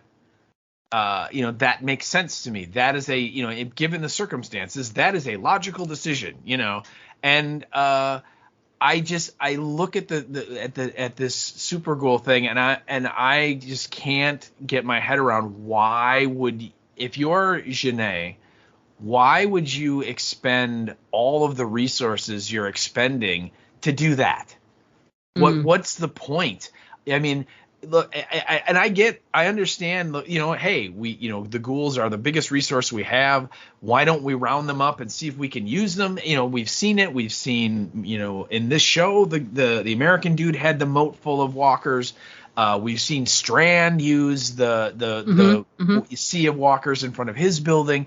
We've seen the vultures use them. I mean, it's not unheard of, and it's not unheard of in the zombie genre in general, right? We've had instances where they're trying to train the ghouls, and go to Day of the Dead, and then Professor Frankenstein trains Bub, right, and all that. So we've seen it before. But why would your goal be to create that?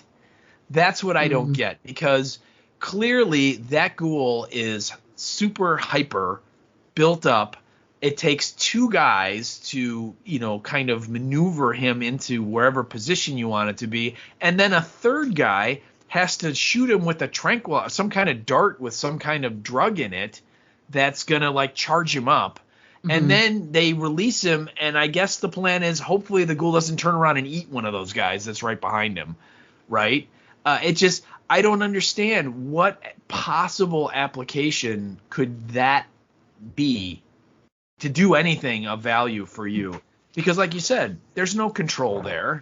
Right. Once the ghoul is out, it can eat and attack whatever it wants to. And I'm thinking, okay, Janae has clearly a very well established, position. She has an army of motivated, well-trained guys. They're well-equipped. They have lots of guns and ammunition. They have vehicles. They have fuel. They have electricity. They have ships that are sailing across to America. She has all this invested. Why is she wasting her resources to develop this? I don't see it. I don't understand that.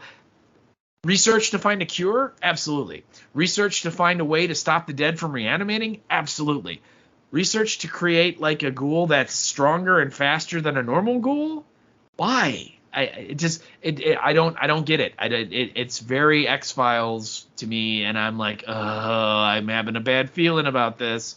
So yeah, it just and then also the other thing, and this again was just not necessarily a Walking Dead cliche, but it's an apocalypse cliche, is the Thunderdome, is hey, we've got the lead character, we're gonna make him fight for his life, and everyone's gonna be cheering, and it's right. just like, name an apocalypse story where that doesn't happen. I mean, that's just right. That's standard 101, apocalypse day 2 storytelling. I mean, so okay, I guess I don't understand. And yet we didn't even mention, but she's making this incredibly weird patriotic speech, right? And people are singing the French national anthem in the background, and she's talking about the Sixth Republic and how it's going to be a place where they welcome people and there's no elite. And I'm like, but you're elite. What are you talking about? And and then also when Quinn and Izzy are driving in, we see all of the people she was hanging out with, standing in line outside of that building. Yeah. You see Falou, and you see, the good-looking young dude, and you see the other nun, and so they're all there. What are they there for? Is that what the message had to deal with? I don't know. So yeah. I mean, it's I don't know. The whole ending to me, I was very unsatisfied with it. And again, I hate for a spoiler alert here, but I'm pretty sure Daryl's going to kill the ghoul. I'm just going to go literally, right after that, they go to black, and then they're like, scenes from next week. Yeah. And they show Daryl, we got to get out of this place. And I'm like, okay, so he wins. Yeah, so he wins. Yeah, and he's still holding the axe. So I'm like, okay, so yeah, clearly he survived. Or maybe he doesn't kill it, but clearly he doesn't get killed by it, and maybe they stop the combat and drag it into another cell or so, you know what I mean? But yeah, he doesn't get done in. I mean, again, I hate to ruin it for people if they're like, what's going to happen? But yeah, he's definitely going to survive. So I don't know. It just, the whole thing of it's just, I've seen that show. I've seen that episode before. I've seen it done better. Yeah. And so it just didn't do much for me. I liked the Super Ghoul. Like I said, I want more other experiments they're doing, because I feel like you said, like it's kind of wasted. Like, what's the point there? Yeah. But I agree with you there. Like I didn't even make any notes about it because frankly I was kind of confused by, like, she's trying to make some statement, but she's also including the people from like Isabel's group, like like that resistance group is that I don't like I didn't quite understand what she was trying to accomplish with that speech. And it's like it didn't seem like there were a lot of people there. Like this seemed like the kind of speech to have if she were at like a like a large outdoor, like a Nazi rally. Yeah, and you'd have like a few hundred people there. It felt like she only had like 30 or 40 people there. Right, yeah. And, you know what I mean? And I was wondering, I'm like, okay, are we supposed to think that like Falu and all those people are in the crowd somewhere? Yeah. Because we didn't see them. Yeah. Yeah. Yeah, it's confusing. Like what are her motivations with that? Why is she being so, she's including Isabel's people, but she's also doing something like harsh that will hurt Isabel and Laurent, but she wants Laurent to make some kind of speech or say something, which we haven't gotten to that part yet. Yeah, to just sort of show his face, but she doesn't even indicate him. He's right there. Yeah. And she makes this big show about how she's like, we need to come together to, band together to get rid of the enemy. And she's pointing to Daryl, and I'm like, Daryl's like one person from America. Yeah, like, just shoot him. Case is over. It's done. Yeah, she the speech. The second time when I watched it, and I had the closed captioning on, so I could read it and not have to rely on her English with a French accent. It's obviously a unifying speech. It's we need there the whole point is there's not these separate groups anymore. Now there's just France. And of course she's going to be in charge, which good for her.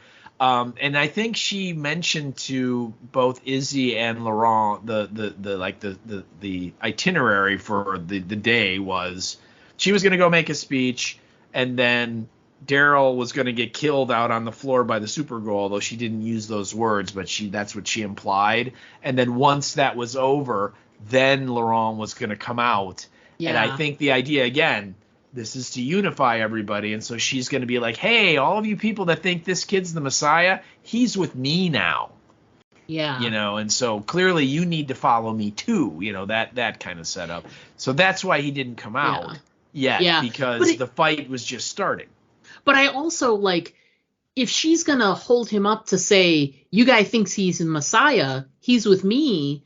But she also made these comments about when they were in the privacy of her office about how she doesn't believe it. No, she's like, I can see how this is, how you could think this. But so she's going to take it, how politician of her, she's going to take something she doesn't believe in, but she's going to put it forth as if it's something she's interested in, to gain the trust of those other people, to gain the mob. What she did there. But either way, I just feel like it was tough too, because I get what she was doing, but I don't understand her motivations.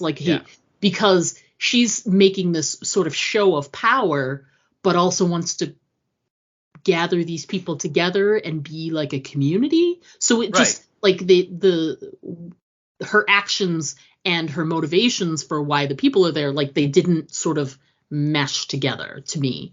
And I didn't dig that, which is a shame, because I've been liking Janae so far as a bad. I think she's been unexpected in some ways and interesting, and I would like to learn more, but I don't want this to turn into, Daryl kills the ghoul, turns around, flings the axe at her, and then runs. Because then that's it, and we don't get any more information.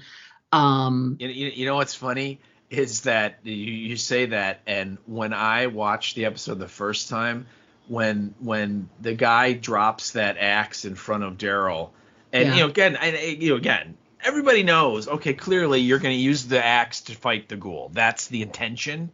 Right. Everybody sees that. But my first thought was, dude, you should just throw that at her, because she's right up there on the balcony. Yeah. Just what wouldn't that be just I have no idea where the show's going if he, flings that axe and it like hits her right in the face and she's dead. And then everyone is like, oh my God, and then panic and people are running. I mean, the show would go in a totally different direction. But I had that thought too. I'm like, dude, just kill her. She's right there, Yeah, but exactly. But no, of course not. Yeah. Yeah. So we did get the smash cut and it's over. That's the episode. Yep. I had a teeny tiny thing I wanted to include as a note that has nothing to do with the episode. Oh, I read this. Yes. Go ahead. There's so I watched it on the app and I watched the DVR version from the broadcast, the AMC, mostly because sometimes there's ads that run in between and they don't do those on the app. So I like to be able to see like if there's some new ad for like the Rick and Michonne show or whatever. I want to keep up to date. But there's a Peloton ad. I know, tangent, I'm sorry. It's a Peloton ad that was running on AMC last night, and I'm wondering if other people saw it. And as I'm forwarding through commercials, I stopped because there's a woman who, like when you're forwarding and going very quick, she looked just like Denai Guerrera because she had the Michonne sort of hairstyle, like the dreads, like the long. Maybe it was Denai. They're on strike, They are, but they can do commercials. I rewound back and I was like, oh my God, is this a Rick and Michonne? And I'm like, oh my God, it's a Peloton ad. This is hilarious. So I'm curious if other people saw that and had that happen to them too. Well, it was just funny. I had to include it because I was like, Rick and Michonne, and it's not at all. It's just exercise. The question I have is, when will your Peloton show up? It won't. I don't need a Peloton. I already have exercise equipment. Thank you. Oh, you have something to put your coat on? Cool. No, it's in the basement, so the coat never makes it down there. No, the coat doesn't make it down there. I get it. And actually, we did a lot of adulting. We cleaned the basement, and all of the stuff that was stacked on the exercise equipment is now up on the shelf where it belongs. Well played. Excellent. Yeah, I know. I feel like I hit everything on my list. Is there anything on yours that you wanted to make sure we talk about? No, just I did. There was one moment when Janae is talking to Izzy and Laurent about, you're gonna, she kind of threatens him. She's, because he's not really cooperating. Right. And so she brings Izzy in to be like, maybe you can talk some sense into him because you guys don't want me as an enemy, kind of thing. Right. And she said, like, don't make me angry. And then Laurent has one of those, I can see the inner workings of people moment. And he looks right at her and goes, you're not angry. Your heart is broken. And her reaction is, yes, that is correct. So I'm not sure what that means. But, because she like gets up she's like sitting down behind her desk, and clearly is playing the power card of, look, this is my office. All these people do whatever I tell them. Look at me. I got this big desk I'm sitting on. I'm in control here. And then he throws that line at her and she like gets up and comes around and it's just like, you better do what you're told. You know what I mean? So clearly It strikes a nerve. And I'm wondering what that means. What can we imply from that? So any thoughts as to when he says your heart is broken, what he's referring to? I would assume, I don't know specifically, but he got enough of a like facial reaction out of her that he's not wrong. Right. Yeah, I mean? agree. I mean, yeah, clearly her reaction tells everyone that, yeah, that's true, because she blanches and she's like, you better, this conversation is over. You know what I mean? Yeah. I don't quite know what it's going to be, but I really hope we find out. I hope we get, and that's more of the reasons why I don't want, because it's clear that whatever's going to happen in the next episode is not going to wind up all of this stuff. It's not going to clean it all up, much like the Dead City one. Right. We got to like a partial ending, but then there's more to come kind of thing. Yeah. I would really like to see what it is that made her heart break. Now, here's an interesting thing. Aslan mentioned the leader of the nest is some gentleman by the name of Laurent or Laurent, and it's someone we haven't met yet. No. And I'm not sure if we will next week or not, but it'd be interesting if that person has some connection with Janae. Could be. You know what I mean? Which would explain why she is so against this whole, Messiah thing that they have going. Yeah. Because it always serves as a reminder of this person that she has some kind of connection with. I think that would be interesting because it's the one person we haven't seen yet but has been named. Or it could just be something simple. They could just show us some flashback that shows her having her heart be broken in a very cliched kind of way. Who knows? Yeah. But I hope we see it. I hope we find out what that is. I do too. I like you said before, I like this character. And I'm not going to, I like the actor, and I'm not going to hold either of them responsible for having to be in this terrible episode. But I want to see more. I want to see more about why is she doing what she's doing, and we'll have to find out. Yeah. All right, I think we covered everything. That looks like we got it all. Oh my God, so. It's a miracle. We did it. In a very non-cliched way. I know. So in a non-cliched way, we're going to go ahead and take a quick break. When we come back, we're going to discuss our listener feedback we received for this episode and what's coming up next on the podcast. And in a cliche, I'm going to say, stick around. We'll be right back. Now there's about 20 of them out there. What will we do? Don't worry, we're safe in here. They'll never get in. Why is it that in every zombie story, people always think that their safe haven is invulnerable? I know. It's like, hello, the walkers are totally going to get in. You better get ready for it. No! Diane, get behind me. No, it's not stopping. Do something, Jack!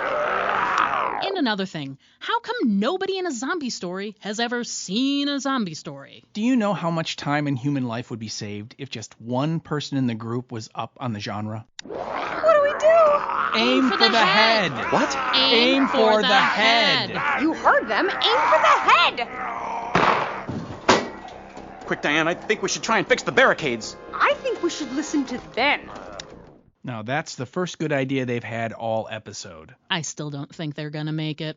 Aim for the Head, a weekly podcast covering the hit AMC programs The Walking Dead and Fear the Walking Dead. Join hosts Dianna and Steve as they recap and discuss the latest episodes.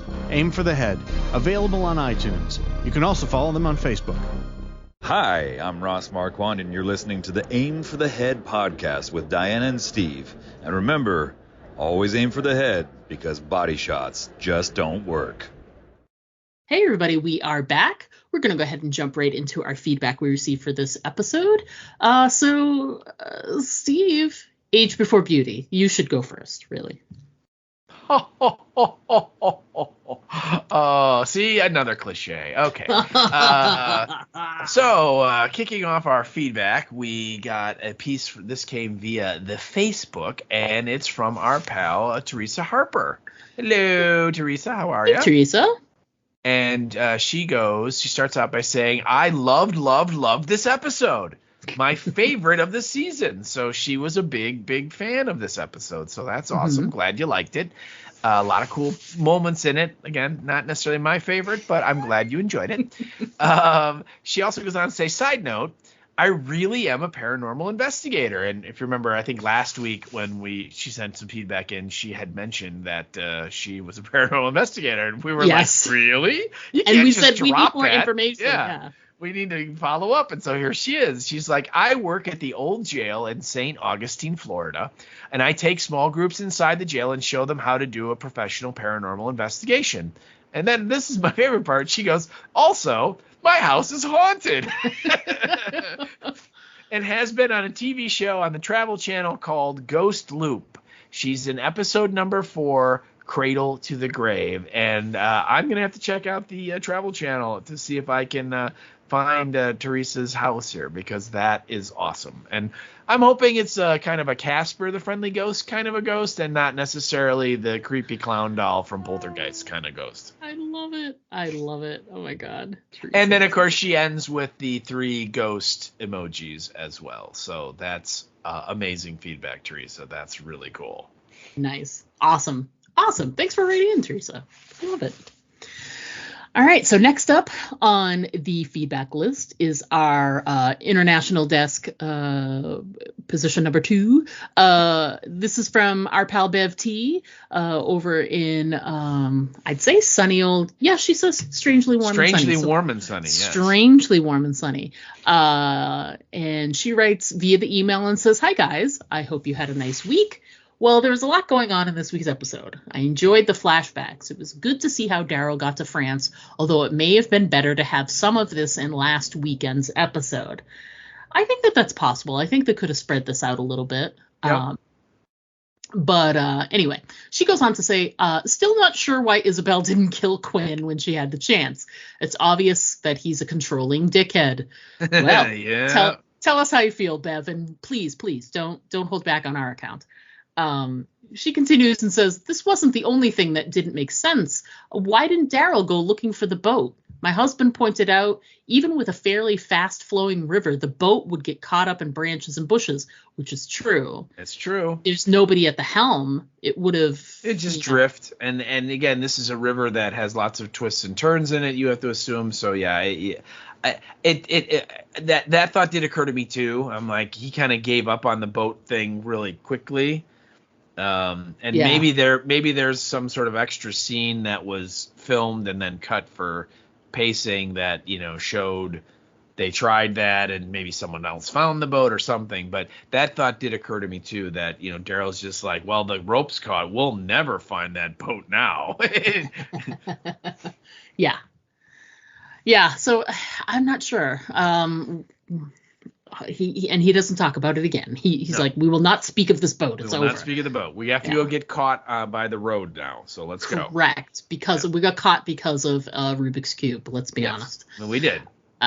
So continuing on, she says, when Quinn and Isabel arrive at the event, why doesn't Quinn spot the rebels in the queue? He's met them before, so he knows what they look like. This is true. Like, I would assume, like, Falou definitely has been there. Because he knew the people at the door, etc. And they were inside. Like Emil and Sylvie were inside.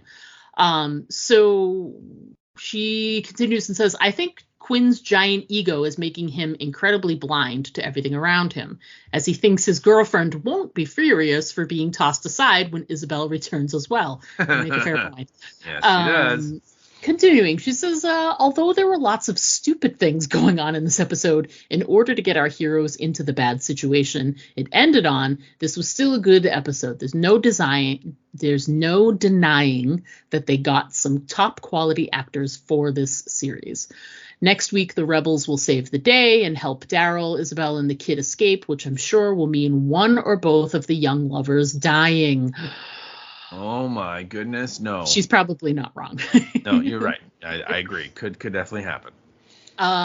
She continues and says, one last thing before I go. The call to Carol. Surely that's got to be Rick who's come back. Or could it be Morgan or Dwight? It's obvious that Carol will go looking for Daryl, but will she be joined by whomever has returned? That's an interesting thought. Bev, I'm sorry. If you were listening to our previous segment, we already concluded it's Heath that comes back. Yes. Yeah, that's. We're sorry to inform you, but yes, it's Heath. So it's Heath. That's what, and I don't think Heath wants to go on any more adventures. Well, no, that's going to kick off the next spin-off series, which is called Carol and Heath. Carol and Heath, not just a candy bar. He's a person. He's a person too. Yes. You know what? Don't you think that if Carol had, now if it hadn't been garbled and Carol told Daryl, by the way, Heath came back, don't you think Daryl's first response would be, who the fuck is Heath? Who the hell is he? Yeah, right. You know what I mean? It's just like, did he even interact with them ever? And if so, it had to be like 10 years ago. You know, I mean, yeah, because Heath was post the lineup because they were out scrounging for shit for Negan, but it was pre war with Negan. Yes. So that's how long ago it was. They weren't even at war with Negan yet. I think they had either just about to or had just discovered the Oceanside. It was like then when that happened. Yeah, because Tara finds Oceanside because of when they got split apart. Yes. So okay. So yeah. That's how long ago this was. Yeah. It's just I think that would have been a kind of a funny scene to have Norman Reedus be like, "Who the hell's that? The hell is he?"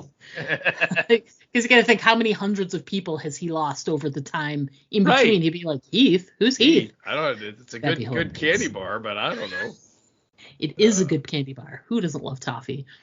Bev, she wraps up and says, "Until next time, Bev, in strangely warm and sunny Devon for the time of year." So, enjoy it. Enjoy your global warming while you have it. That's right. Bev. It really, we because after a while, the water's just going to keep rising and rising and rising. We all saw Waterworld. We know what's going to happen. I know what's happening. So, yeah. Thanks for writing in, Bev. Thank you so much. I can't wait to talk to you next week. Great. Me too. All right. So moving along, we got our next piece of feedback, and this came via the email, and this is from your longtime friend and my new pal, Lisa Dupree. She is your new pal. She is. And she said, "Dear Dianna and Steve, this is a first for me. Today I saw a plate of authentic French eclairs and was absolutely disgusted." She goes, "Seriously, in a world full of zombies, that's what really grossed me out in this episode. Saving works of art I can get behind, but Quinn's whole attempted seduction of palatial living, diamond jewelry, velvet clothes, blech. Yeah. What kind of vile person gives a crap about any of that in a post-apocalyptic world? It's so pointless and stupid, but the eclairs seemed like the worst part in a city filled with people struggling to survive." Excuse me. "So very, air quotes, let them eat cake," which is very French, you gotta admit. And then she goes, "Gross. But I knew Quinn would get his because when I saw Anna drop the martini glass and walk away, I thought, well, that dude is forked." And I agree. I did too. Yeah. That it's how you could let that girl leave that building. I don't know, because she's like clearly she's had it and she's, going to do something about it. So, yeah. Oh, yeah. Then she goes on to say, "But back to our hero. Episode 5 feels like a good time to go back and find out how Daryl ended up on a lifeboat near France. I like when a show starts with the story and not exposition, but now we've gotten to know all the players, care about them enough to worry about Laurent's ability to survive, and that someone with a history of suicidal tendencies is keeping a blade in her sleeve.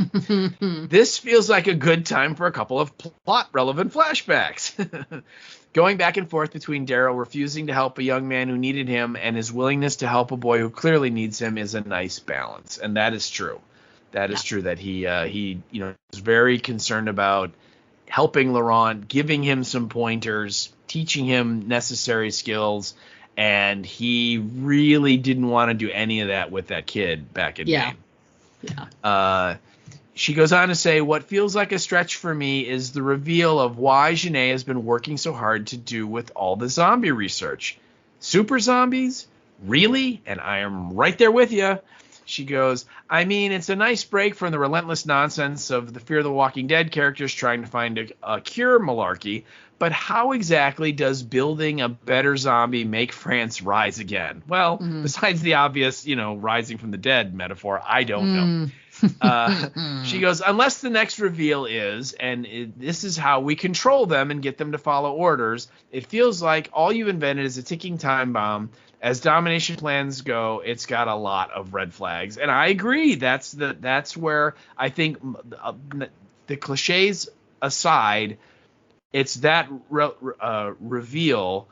I don't get it. It's just that what's the end game there? What you're building this super ghoul and it's gonna do what? I don't know. Yeah. I'm right there with you, Lisa. That it doesn't. It's not something I would ever be like, yeah, let's do that, So it takes me out of the moment. Yeah, it doesn't pay off. Yeah, at least not yet. And again, we got one more episode, so maybe there'll be some reveal. Maybe we'll get a little taste of, there is another step that they're going to implement or something. We'll have to see. Lisa goes on to say, that being said, I'd be lying if I said I'm not looking forward to seeing Daryl kick its ass next week. Yep, me too. I just hope it turns out that Jeanette's got something better planned in the long run. Otherwise, I'm going to be so disappointed in what was up till now a very promising villain. And then she goes on to say, looking forward to hearing the pod, Lisa Dupree. And Lisa, I'm right there with you. You know, there's got to be another step to this plan, because if it's step 1 is collect the underwear and step 3 is profit, we got a problem. Yeah, exactly. So yeah, but thank you so much for writing it. Yeah, lots of good thoughts there. Things to chew on Absolutely. For future episodes. Yes.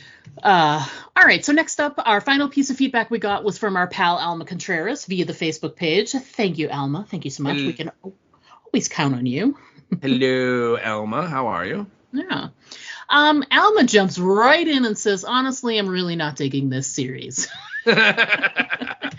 She says, I think it's because Daryl is not himself. In this episode, I got really bugged at how he got caught. Since when is Daryl so careless to make a sound sneaking up on a fool? She says, GTFOH. So get the fuck out of here. Uh-huh. With big, like, eye roll emoji. And then she says, the other thing that annoyed me was this kid cutting the rope of the boat, which we didn't even really talk about a lot. The only positive thing I could find this episode is that we got to see a little backstory on how Daryl got his ass to France. I can't wait to hear y'all's thoughts.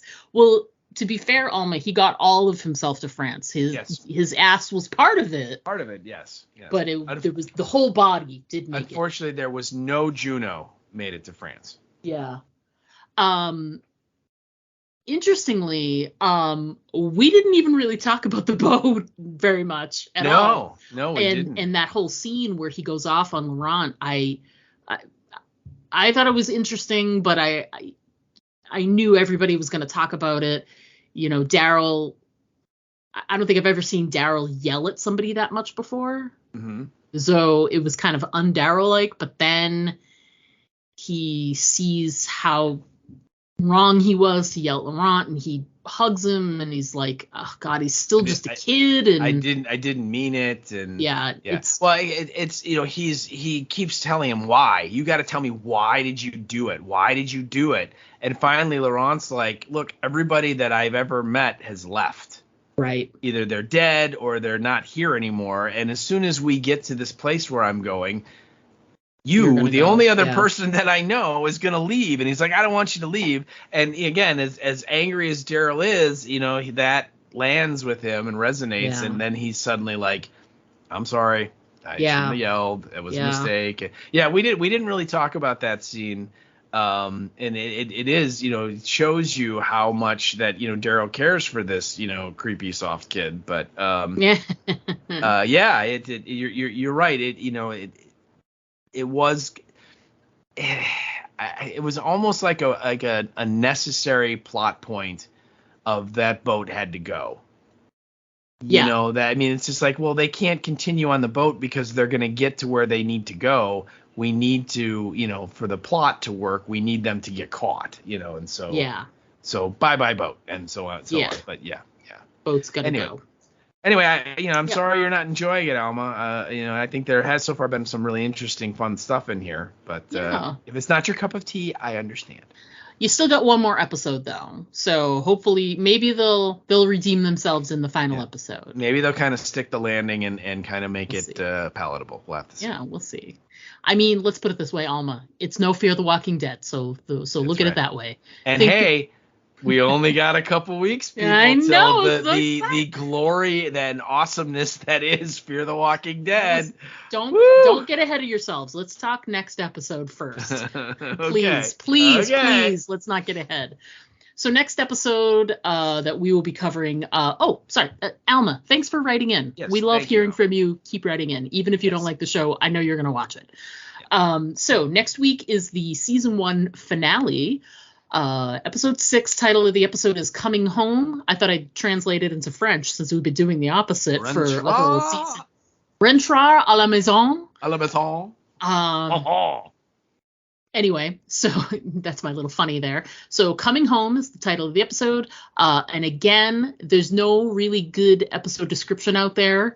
But this says it's also being directed by Greg Nicotero.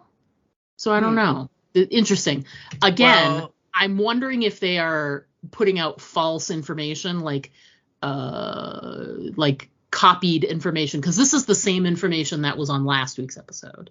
Okay. There was no description. It said it was being directed by that dude and Greg Nicotero, and it says the same thing again, and it's only listing 4 actors in the show. Huh. It's listing Daryl, it's listing Isabel, Laurent, and then, strangely enough, I think it's the dude who ran the compound. But that's it. They don't have anyone else listed as a character in the show. So they have the whole cast list clamped down again for next week. So who knows? Yeah. I mean, it certainly looks like he gets away from that ghoul, but the rest of it is all just sort of like fast cut, like couldn't quite get a grip on everything that looks like is going to happen next week. So right, yeah. When we see it, we will talk to you about it. That's for sure. There you go. So we jumped the gun by putting it to our heads and saying that Fear the Walking Dead was coming back, but there it is. It's coming back. And people still don't care. Don't be surprised. People really still don't care. So people don't care. And just be prepared, because when we cover the first episode, there will be a considerable amount of time going over exactly who this person is, who is the bad guy, because nobody remembers him. Yeah, I'm not even sure. Oh, Troy. That's right. I was like, who is the big bad? Like, didn't they kill all the people in the... That's right. We have to talk about Troy. Oh, right, God, I can't believe it. But again, it's so long ago. It's several regimes later. It's just like, who is this guy? It's like, really? This guy followed them all the way from Mexico through irradiated Delaware, Texas, and into Louisiana, and then around to wherever they are now, and is still after them? I mean, what? Yeah. I thought if it amuses you... there was a commercial for, Fear the Walking Dead, like a trailer for the new season's coming and da-da-da-da. And it showed Troy, and my wife was watching with me, and she looks up and she sees Troy and she goes, "Is that John Mayer?" The singer. And I was like, funny. No.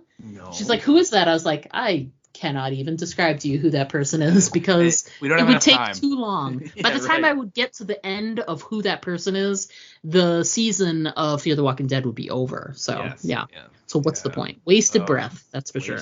Wasted. Yeah. So there's that. So we're gonna have a few weeks of that to slog through. Oh, God, there was something else I was going to throw. Oh, yeah, I didn't put it in the notes, but they just let people know, I think the tail end of last week, but just if you're in the New York area, you're planning on going to New York Comic-Con, they are going to be doing a Daryl Dixon panel. Cool. Norman is going to be there, as is David Zabel, Scott Gimple, and Nicotero will be there to talk. And it's this Thursday, so it's coming up quick. So if you had any plans quick. So if you had any plans to go to New York Comic-Con, or I'm not sure if they have anything like San Diego Comic-Con where you can sort of, pay a fee and watch or stream or something like that. Yeah. But yeah, if you had any plans and you're a Walking Dead person, then there is going to be at least a small presence for the Daryl Dixon that I've seen. I haven't seen anything else yet. It doesn't mean it wouldn't happen, or maybe I've just like mentally blocked out any Fear the Walking Dead involvement. But there you go. There you go. That's that. And also, just as a little side thing, I was looking through the guest list for Days of the Dead Chicago, which is coming up for us in about a month, little over a month. I think it's the 17th. Yeah, of November. Yeah. Yeah. And I missed the announcement somewhere. There are a couple of people that I'm like, I must have been out of the country that day, because they usually do like a Facebook post and, whenever they announce new people. But Marquand is going to be there. Yeah. Yeah, so that'll be fun. He's going to be there. Yes, he is. Yeah, take Marquand. And also Bob Gunton's going to be there. He is. It's going to be very excited. I'm looking forward to meeting him. Yeah, there's some good sort of, I don't want to say randoms, but kind of random people that are going to be there. It's going to be an interesting. So we'll be talking about that more and more with the coming weeks as we get ready to attend that convention. There's that, and then you're going to do the Chicago TARDIS, and then that's probably the last one of the year for you guys, right? Yeah, it is. Yeah, and then we'll reset and start going. We'll start fresh in 2024. That's right. Yeah, they did announce Living Dead Weekend next June. So this would be June of 2024. They announced it's going to be a creep show centric show. Ooh. So and also there's another. It's kind of a zombie movie, but not really. It's called Night of the Creeps, which is it's actually a very cool movie if you've never seen it. And Tom Atkins is in both of them, and that's I think why they're kind of combining the two. He's the dad in Creepshow, and then he's one of the main characters in Night of the Creeps. And they've already announced him as the first guest. Nice. For the Monroeville show, so that should be fun. I've already made a few arrangements and have some things reserved, in the hopes that I will go again this year. So we'll have to see. Nice, excellent. Look at that. We've already got plans for conventions for the year to come. So you guys, 2024. Yeah, it's right around the corner, people. Mm. Isn't that a cliche?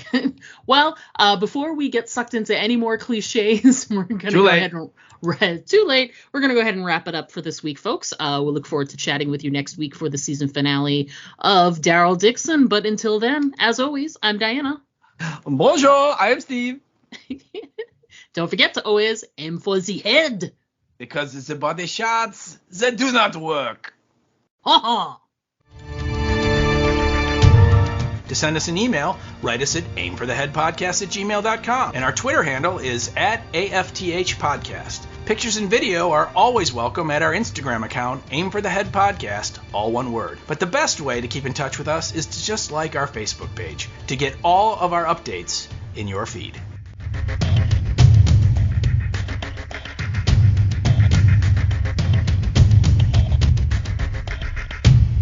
And, keep, the Department of Wife happy for, at least one more week. Happy wife, happy life. Happy life, right? Exactly.